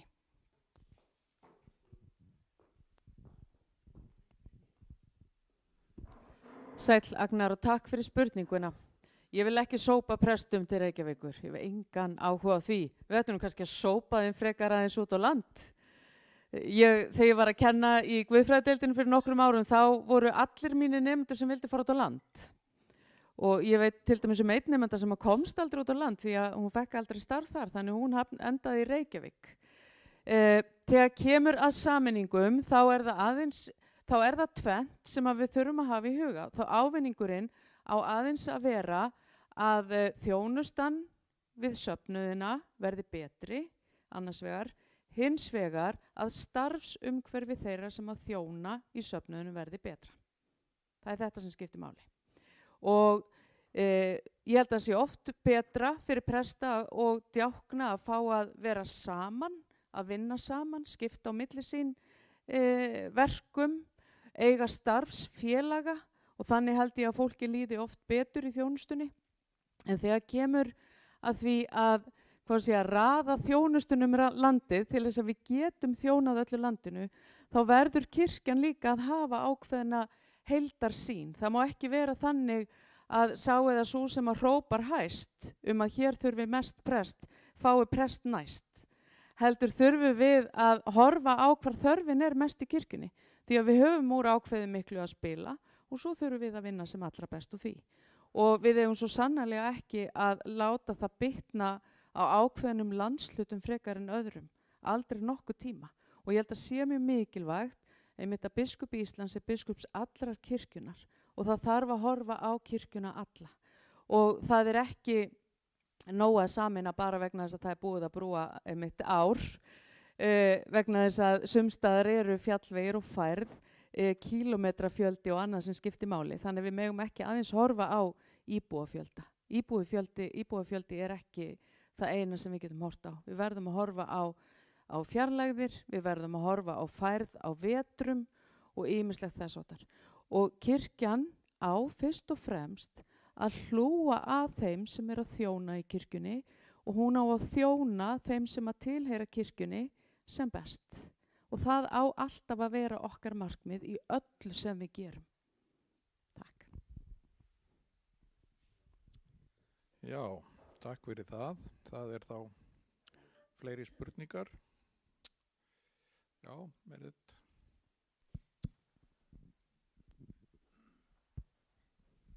Merete hedder jeg, og er en af dem, som kommer fra Fagmænd og Sogn, Udo Skager.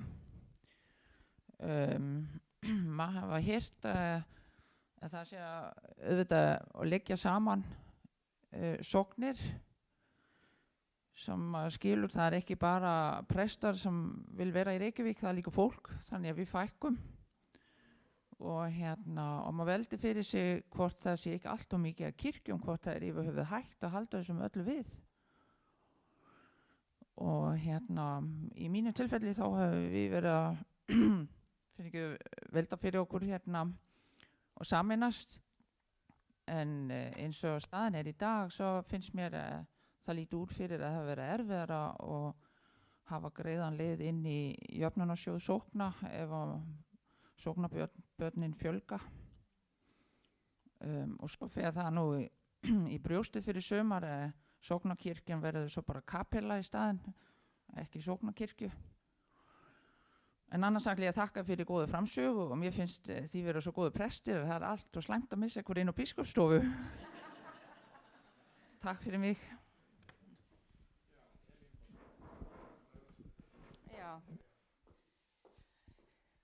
Já, það svolítið erfitt með sólina. Ég veit ekki alveg hvar, það svo erfitt að sjá okkur ekki. En sko, þakka þér fyrir að orða þetta með sameiningu sókna. Það auðvitað þannig að frumkvæðið að slíku þarf að koma frá sóknunum sjálfum. Og þegar að kemur að því að kannski að leggja niður sóknarkirkjur eða jafnvel afhelga þær eða eitthvað slíkt, þá þurfum við að hafa það í huga að það eru söfnuðirnir sem eiga kirkjurnar.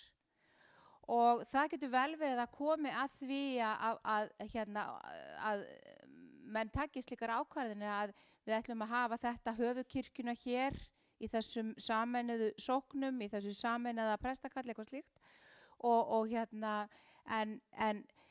það eru auðvitað líka mikil útgjöld sem fylgja því að viðhalda friðuðum kirkjum eins og ég gerir ráð fyrir að flestir hér inni þekki. Hér eru margar friðar kirkjur í þessu héraði.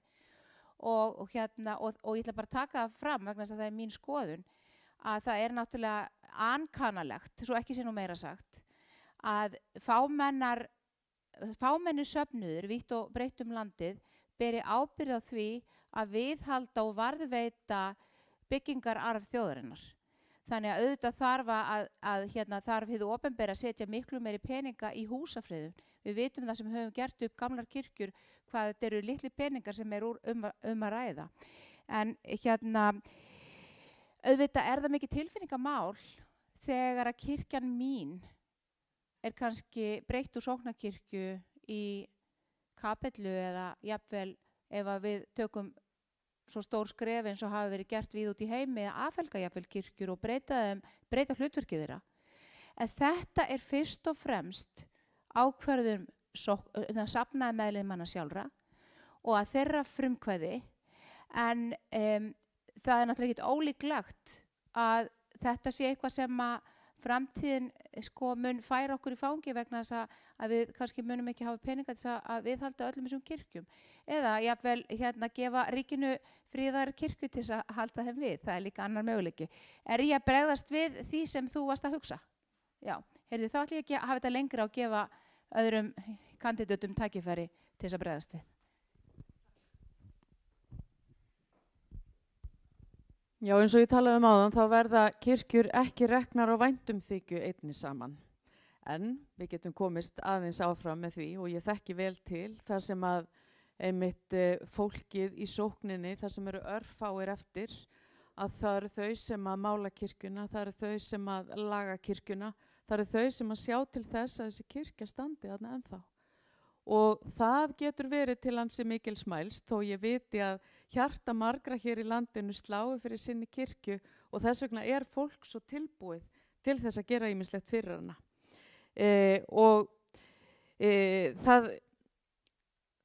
Það sameina kirkjur, það er ekki á borði biskups, heldur er það ákvörðun fólksins, sóknar barna, hvort að því þurfi stundum að koma, það þurfi að sameina, bara einfaldlega til þess að lifa af og það getur verið erfitt að horfa á hlutverk kirkjuna sinna breytast.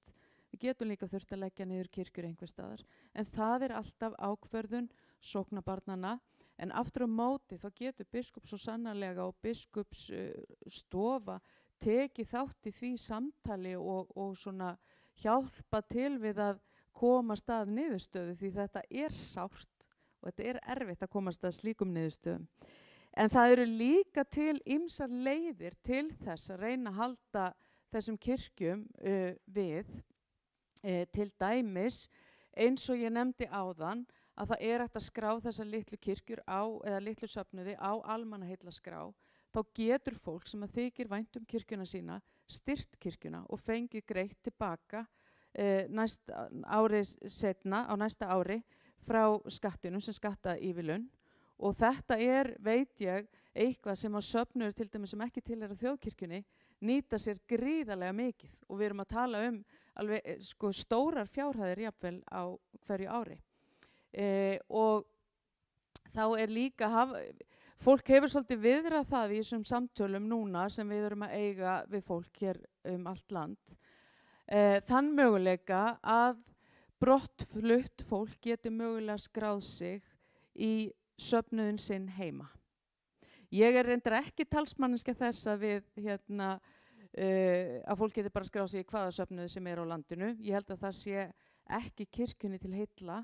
En aftur á móti þá held ég að þegar kemur að litlum söfnuðum þar sem er mjög fáir í sókn, þá væri alveg hægt að hafa eitthvað ákveðið viðmið og fólk geti skráð sig í þann söfnuð.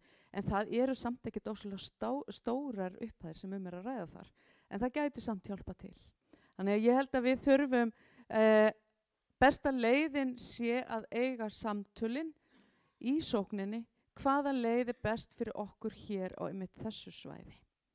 Takk.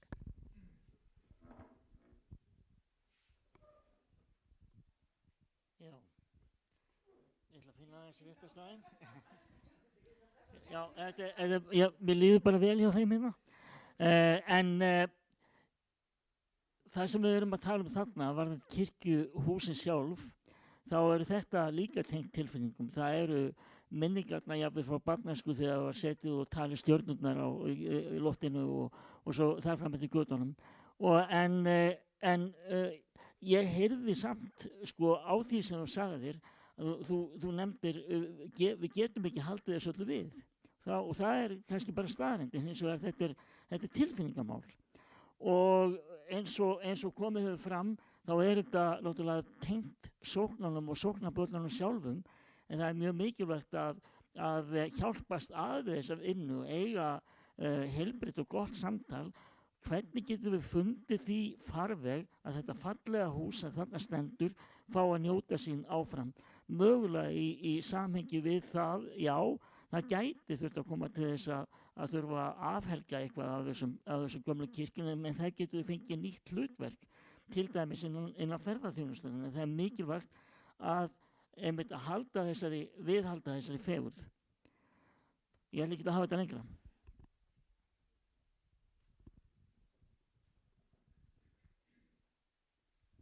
Takk fyrir það. Steindór? Varst ekki að biðja það, eða? Nei, ég var ekki að biðja það. Nó. En það er bara nota tækifærið, æfilega, og eðlilega þá hefur þessi fundur svona farið eins og með grunaði, dálítið mikið praktísk mál og jafnvel málefni sem er búið að taka frá biskup Íslands. En guðfræðin hefur nú ekki verið mikið rædd. Þess vegna ætla ég að spyrja fyrir forvitnissakir, hvernig sjáið þið fyrir ykkur framtíð prestastefnunar? Prestastefnunar, já. Mér hefur fundist nefnilega að hún hafa breyst á undanförnum áratugum. Ég tel verið mér í áratugum nú orðið hér í kirkjunni. Og hún hefur kannski farið að mínu viti, og kannski hef ég rangt fyrir mér, svona út í að vera svona fræðslu samkoma.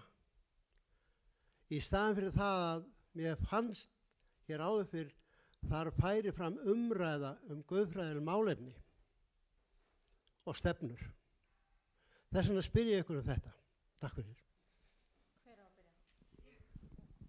Takk Steindór, þú klikkar ekkert á stóru spurningunum, takk fyrir.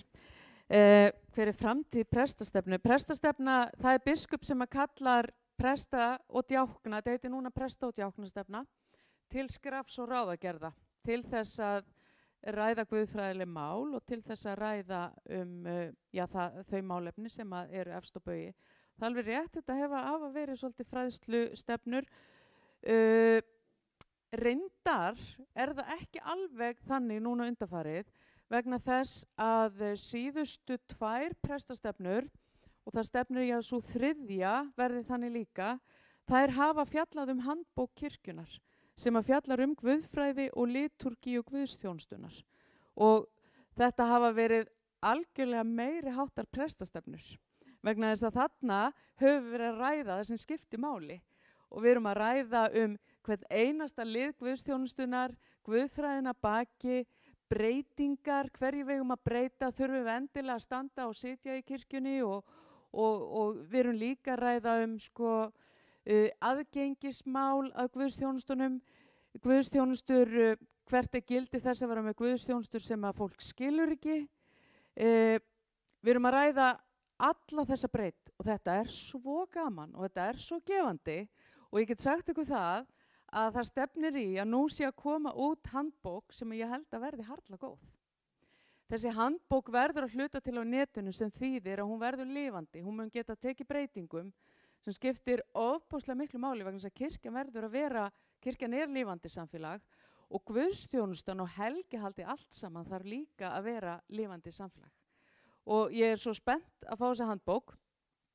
Síðustu prestastefnu þá var upphafsmessan, hún var einmitt, þar var allt úr þeirri nýju handbók og hún var virkilega góð og ég held að þetta verði gefandi og gott fyrir kirkjun okkur og þetta er það sem prestastefna þarf að snúast að við fáum að ræða guðfræði og við fáum að ræða líka kirkjuna okkar.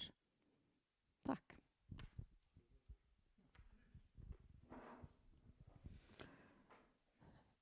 Í tilnefningaferlinu fengum við tækifæri til þess að hafa samband við kollega vítt og breitt um landið og ég fræddist mikið á þeim samtölum. Og ég held að það sé mikilvægt fyrir prestastefnu að við fáum að heyra hjartsláttinn hvort í öðru. Við erum að þjóna þessari sömu kirkju en á ákaflega ólíkan hátt og erum að fást við í rauninni ótrúlega ólíkar kringumstæður og ég held að það væri mjög mikilvægt þegar prestar koma saman héðan og þaðan að landinu að við fáum svolítið tilfinningu fyrir þessari breidd. Hvernig að við fáum betri skilning á því sem þjónandi stétt, bæði prestar og djáknar, hvernig það er og hver eru viðfangsefni sem þú ert að fást við í litla söfnuðinu þínum eða í stóra söfnuðinum á höfuðborgarsvæðinu eða á Akureyri eða þar og að við hlustum hvert á annað og leið kannski koma fram og skapast góðar hugmyndir að hvernig við getum nýtt þennan mannauð sem við höfum í prestum til þess að koma fagnaðarerindinu betur áleiðis til þjóðarinnar og mæta fólki með kærleika Jesú.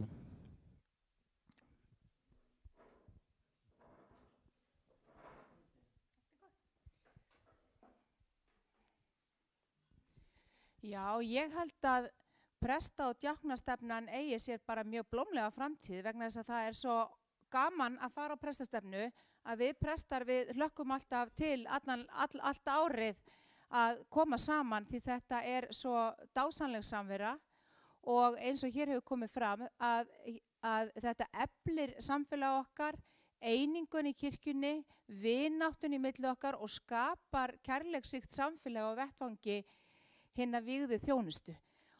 Það er mjög mikilvægt auðvitað að hlúa endurmenntun vígðra þjóna en þetta eru líka vinnufundir og eins og hér hefur verið lýst að að þá höfum við sem störfum í handbókarnefndinni verið að leggja fyrir stefnuna erfið verkefni og einmitt þegar ég keyri hérðan í kvöld þá þarf ég að lesa í gegnum nýja tillögu að því hvernig skírnin verður í nýju handbókinni og hafa á því mjög ígrundaða skoðun í fyrramálið klukkan 9 þegar búið er að þá verður fundað það hvert að þetta sé loka tillögu okkar.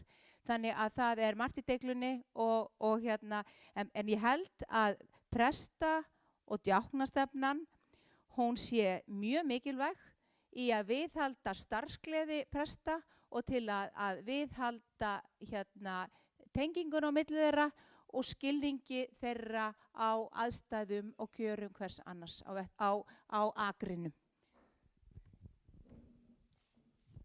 Já, tíminn líður og eins og sést á sólinni, hún er búin að vera hér allan salinn í dag.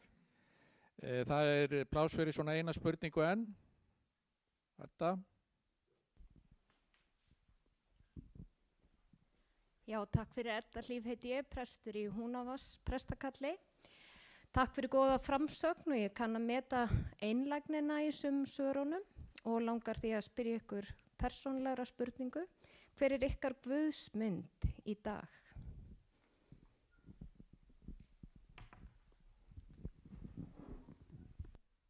Mikrofónina hjá mér.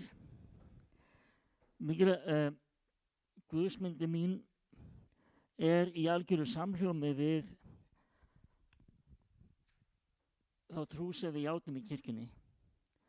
Guðsmynd mín er, ég trúi á Guð, Föður, Son og heilagan anda. Ég trúi á Guð sem að mætir okkur þar sem við erum og ég trúi á Guð sem að kallar okkur til þess að vera sínir erindrekar hvert á sínu stað, ekki bara með orði, heldur í verkum og miðla þannig kærleika Jesú Krists. Og það er svona í þeim farvegi sem að ég sé líf mitt og þjónustu. Takk.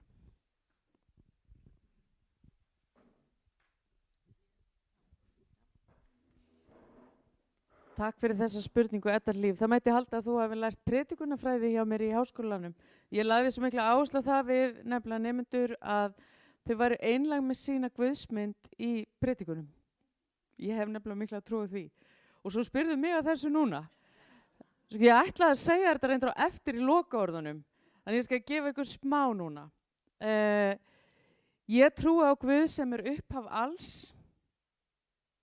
Guð sem að er hinn æðsti og mesti kærleikur, Guð sem er að baki öllu, Guð sem er þannig að við getum leita til Guðs með persónulegum hætti. Það kemur meira á eftir.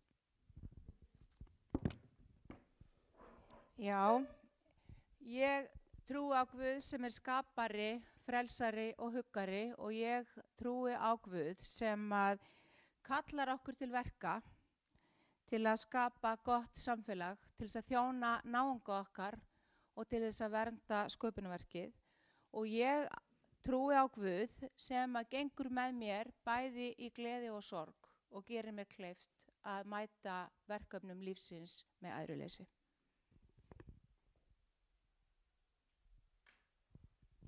Takk fyrir það. Ég held við höfum pláss fyrir eina spurningu enn.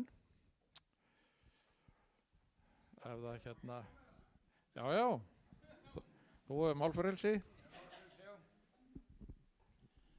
Það er bara saklaus þessi spurning núna. Að ég hef velti fyrir mér undanfarið að ég hlusta ofta á messur í færeyska sjónvarpinu. Það er aldrei útvarpan einu í okkar sjónvarpi messum nema jólunum. En það er á hverjum einustu sunnundi útvarpa í Færeyjum. En það sem að ég lærði guðfræðinu sinni og taldi mig vera lútherskan og til mig vera það, að í lúthersku guðfræði þá hefur altarisgöngur að vera 4 til 5 sinnum á ári. Ég velti fyrir mér, erum við að breyta kirkjunni, kaþólska kirkju með að vera eilíflega með altarisgöngur. Ég er alin upp í venlegri kirkju og þar voru altarisgöngur, það voru reyndar bara við fermingar og skírdag. Þannig að hverju viljið hafa, eða þá já, frekar að koma spurningu. Viljið þið hafa altarisgöngu hverju einustu messu sem að þið haldið? Þetta er einföld spurning. Takk. Þetta er mjög einföld spurning, Agnar. Ég er eins og þú, alin upp við það að það var gangið til altaris þegar fermt var og líka á skírdarskvöld, ekki aðra daga ársins. Og það var ekki, séra Gísli Kolbeins lagði það nú ekki á söfnuðinni í Stykkishólmi að það væri gengið til altaris við fermingar heldur í sér aðtöfnun. Þannig að það voru aðeins fermingabörnin og foreldrarnir sem voru viðstaddir. En ég verð að viðurkenna það, síðan þegar ég fór að lesa guðfræði, þá kynntist því þegar það var gengið til altaris í sömu kirkjum í höfuðborginni, hvernig helgan dag. Og smám saman hef ég lært að meta þetta. Þetta er svona í Dómkirkjunni Reykjavík. Það er messað hvern helgan dag. Það eru örfáir dagar yfir árið sem ekki gengið til altaris. En hitt er hérna mál að ég hefði aldrei komist upp með að bjóða sóknarbörnunum mínum í sveitum Borgarfjarðar upp á þessa útgáfu. Og tók ég tillit til þess og var bara með altarisgöngu fyrsta sunnudag í aðventu, á skírdarskvöld og þegar fermt var, og ég man ekki hvort það var fleiri dagar, en þannig vildu sveitamennir í Borgarfjarðar hafa það og ég kom til móts við það. Þannig að í mínum huga þá er það nærandi gangur til altaris, en sumum finnst það vera óþarfi að hafa það svo oft, en ég held að í þessu þá eigi við bara að finna þegar jafnvægi sem hentar hverju samfélagi fyrir sig. Takk Agnar fyrir þessa skilegu spurningu eins og áðan. Ég ólst einmitt ekki upp við það að það væri altarisganga alla sunnudaga og þegar ég fermdist þá þurftum við að koma sérferð til þess að ganga til altaris.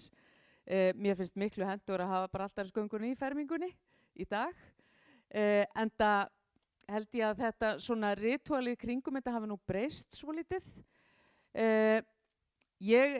Mér þykir gott að þykja altarisakramentið á sunnudögum. Við bjóðum upp á það alla sunnudag í Grafarvogskirkju, eða það er reglan. En svo förum við út af henni til dæmis ef það er skírn. Þá erum við ekkert að íþyngja fólki með að vera líka með altarisgöngu. Þannig að, við þurfum að hugsa alla hluti út frá sínu samhengi og sínum hefðum og við þurfum að bera virðingu fyrir þeim hefðum sem er á hverjum stað og það er ákaflega misjafnt hversu mikilvægt þetta er fyrir fólk. Ég held að margir söfnuðir á höfuðborgarsvæðinu séu orðnir þannig að það sé boðið upp á altarisgöngu hvern helgan dag. En þetta er bara misjafnt eftir samfélagum og ég hef engan áhuga að leggja neina sérstaka línu hvað þetta varðar. Þetta er annað af okkar 2 sakramentum og það þarf að vera aðgengilegt í kirkjunni og við eigum að bjóða upp á það. En hversu oft og hvenar, það held ég að hver staður megi alveg hafa sínar hefðir og sínar skoðanir á því. Já, löngu áður en nokkrum datt í huga að kalla eitthvað kaþólskt eða lúterst, þá stofnaði Jesús kvöldmáltíðina og sagði gjörðu þetta í mína minningu og þannig komum við saman til þess að minnast þess að hann gaf sjálfan sig fyrir okkur. Það er alltaf við hæfi að eiga þetta samfélag þegar kristið fólk kemur saman. Hins vegar þarf söfnuðurinn, presturinn og þau sem er að móta starfið að finna þann takt sem að hendar á hverjum stað. Hjá okkur Lindakirkju til dæmis eru við með þetta svona 3. hverja viku, þar er altarissakramentið, það er að segja. En þegar fólk finnur þörf fyrir það að eiga þetta samfélag þar sem að Kristur mætur okkur á sérstakann hátt, þá er það alltaf við hæfi. Takk. Já, takk fyrir það. Þá er komið að því að þau svona flytja okkur seinna ávarpið, eða seinni ræðan eins og stundum er sagt fram á Goðdölum og og þá förum við hina röðina og þá er það séra Elínborg sem byrjar, er það ekki rétt muna hjá mér? Og svo Guðrún og Guðmundur í lokin.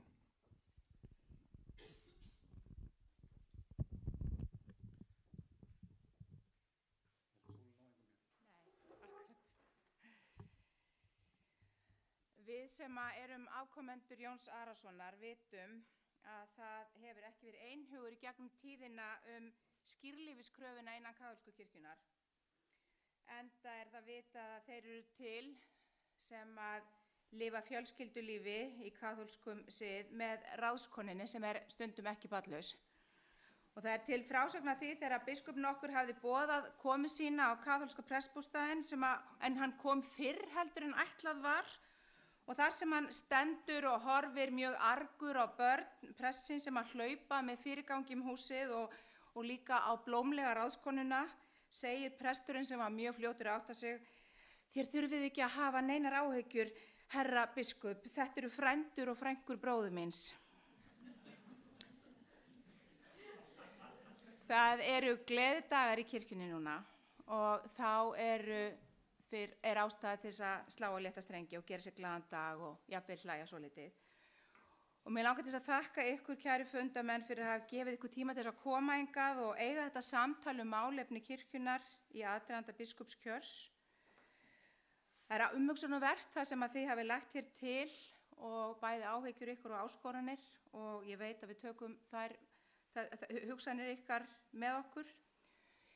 Hinn dýrmæti fjársjóður þjóðkirkjunnar er allt fólkið sem að ann kirkjunni sinni og leggur gjörva hönd á plóg svo starf hennar megi vera blómlegt.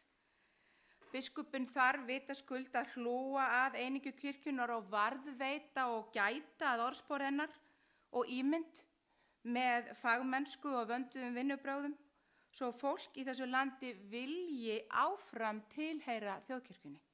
Og biskupinn þarf að beita sér í því að sóknir landsins finni stuðning stjórnsýslunnar í þeim verkefnum sem að þeim snýr. Og biskupinn þarf að hlúa þjónum, vígðum þjónum, svo þeir geti sinnt því að boða fagnaðarerindið. Frá örófi alda hefur biskup farið og vísiterað í þeim tilgangi að treysta böndin við kirkjufólk og vera sýnilegur og aðgengulegur og biskup á vitaskuld að halda þessu áfram. Eins og bóndinn er vakinn og sofinn yfir skepnum sínum, þannig er hirðishlutverk biskups gagnvart þjónustu hans. Við sem höfum riðið í leitir vitum vel hversu miklu máli það skiptir að sérhver smali sinni sínu vel og fari ekki einungis breiðu göturnar heldur ríði fyrir hvert barð og hafi augun hjá sér. Og eins og vörðurnar geta verið gangnamönnum leiðarljós þegar þokan leggst yfir heiðarnar, þá er Kristur okkur öllum sú varða sem leiðir okkur heim. Dagarnir frá páskum og fram að hvítasunnu eru kallaðir gleðidagarnir eins og ég nefndi áðan. Og þjóðtrúin tjáir þessa gleði með því að segja að sólin dansi á páskadagsmorgun. Á föstudaginn langa leit út fyrir að hatrið og óréttlætið hefði síðasta orðið, en páskadagur átti eftir að leiða annað í ljós. Að kærleikurinn er sterkari en hatrið, að samstæðan er sterkari en sundrungin, að lífið er sterkari en dauðinn. Og páskasólin hvetur okkur til að leggja mikið í sölurnar fyrir þann dýrmæta málstað sem þeir snúast Þegar Jesús slóst í för með Emmausförunum á páskadagsmorgni voru þeir skelfingu lostnir og þeir þekktu ekki einu sinni leiðtoga sinn, en vegferð þeirra með honum veitti þeim hugarró enga síður. Jesús er samferða þeim á lífsgöngunni sem leyfa honum að slást í för með sér. Verkefni kirkjunnar er að skapa aðstæður svo augu samferðamanna opnist fyrir því að samfylgd með Kristi er til blessunar í lífinu. Á sama tíma og það er nauðsynlegt að standa vörð arfleifðina, þá er einnig mikilvægt að hlusta vel á ákall samtímans þær breytingar sem gera þarf til að mæta og þjóna fólkinu í landinu. Guð geymi ykkur og lifið heil.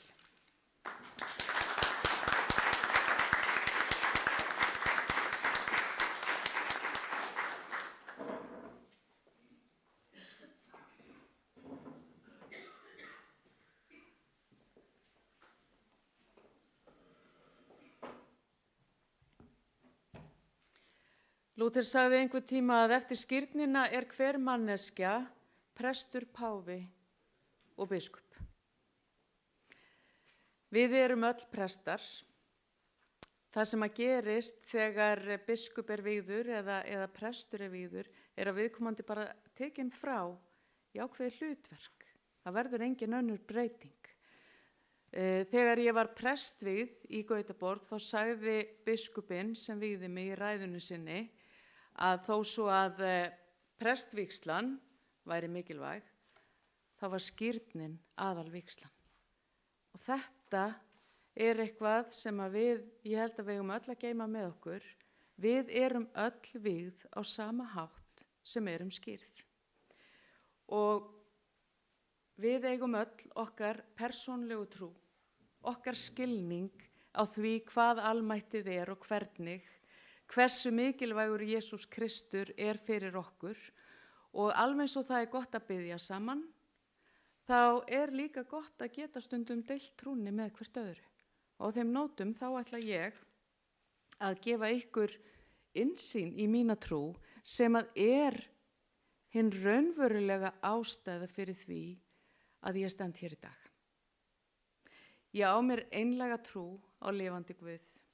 Ég hef trú á mátt bænarinnar og ég er sannfærð það að við erum öll Guði falin.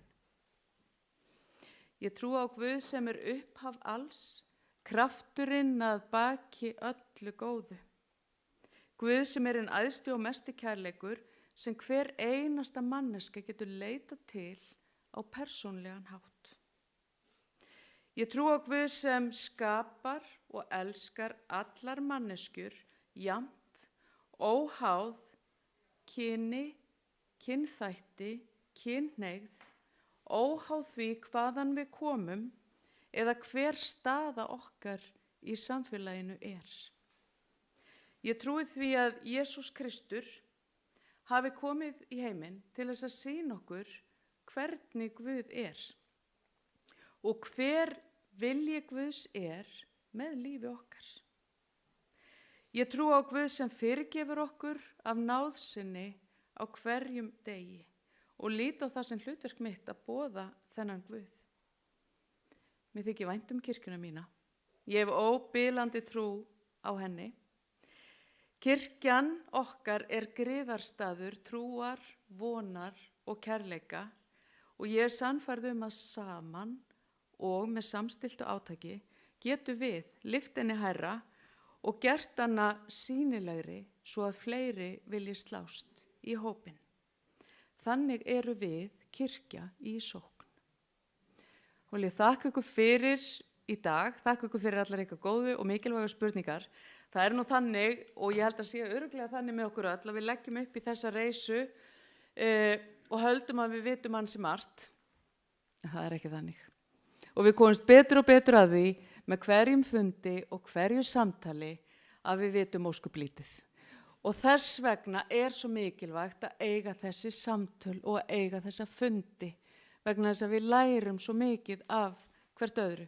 Og eitt af mikilvægastu hlutverkum biskups er einmitt að hlusta, meðtaka og síðan jafnvel að gera bara eitthvað í málunum. En Guð blessi ykkur öll. Takk fyrir þessa góðu stund.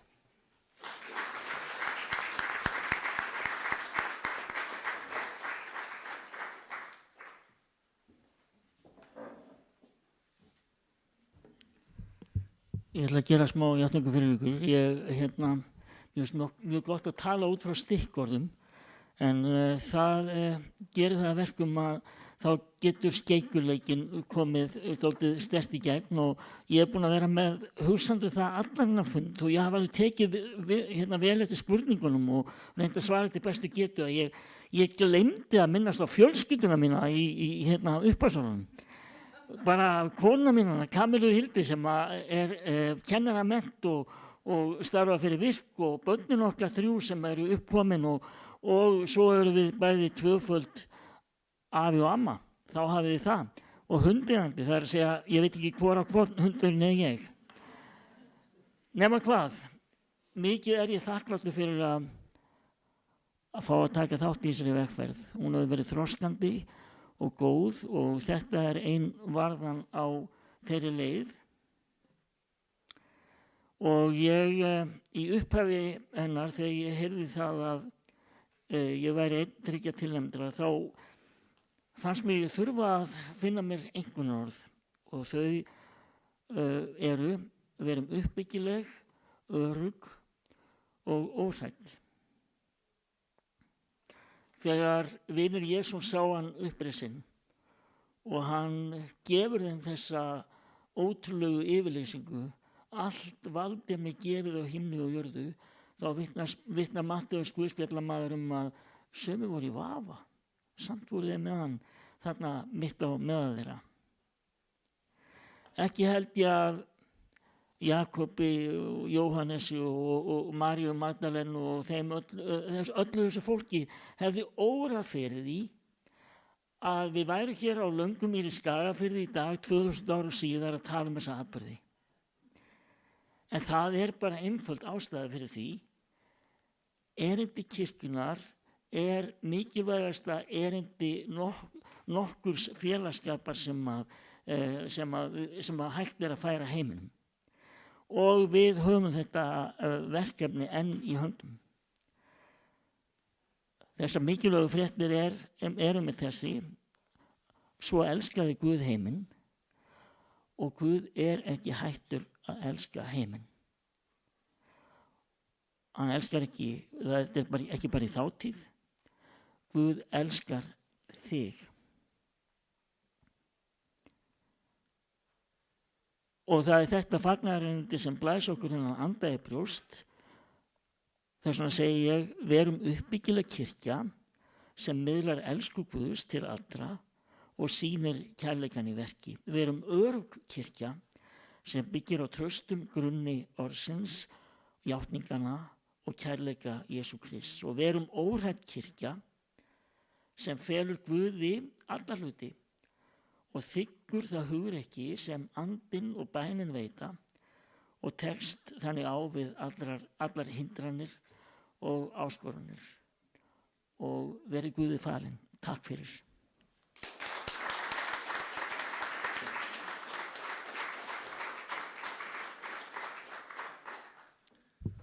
Já, takk fyrir það.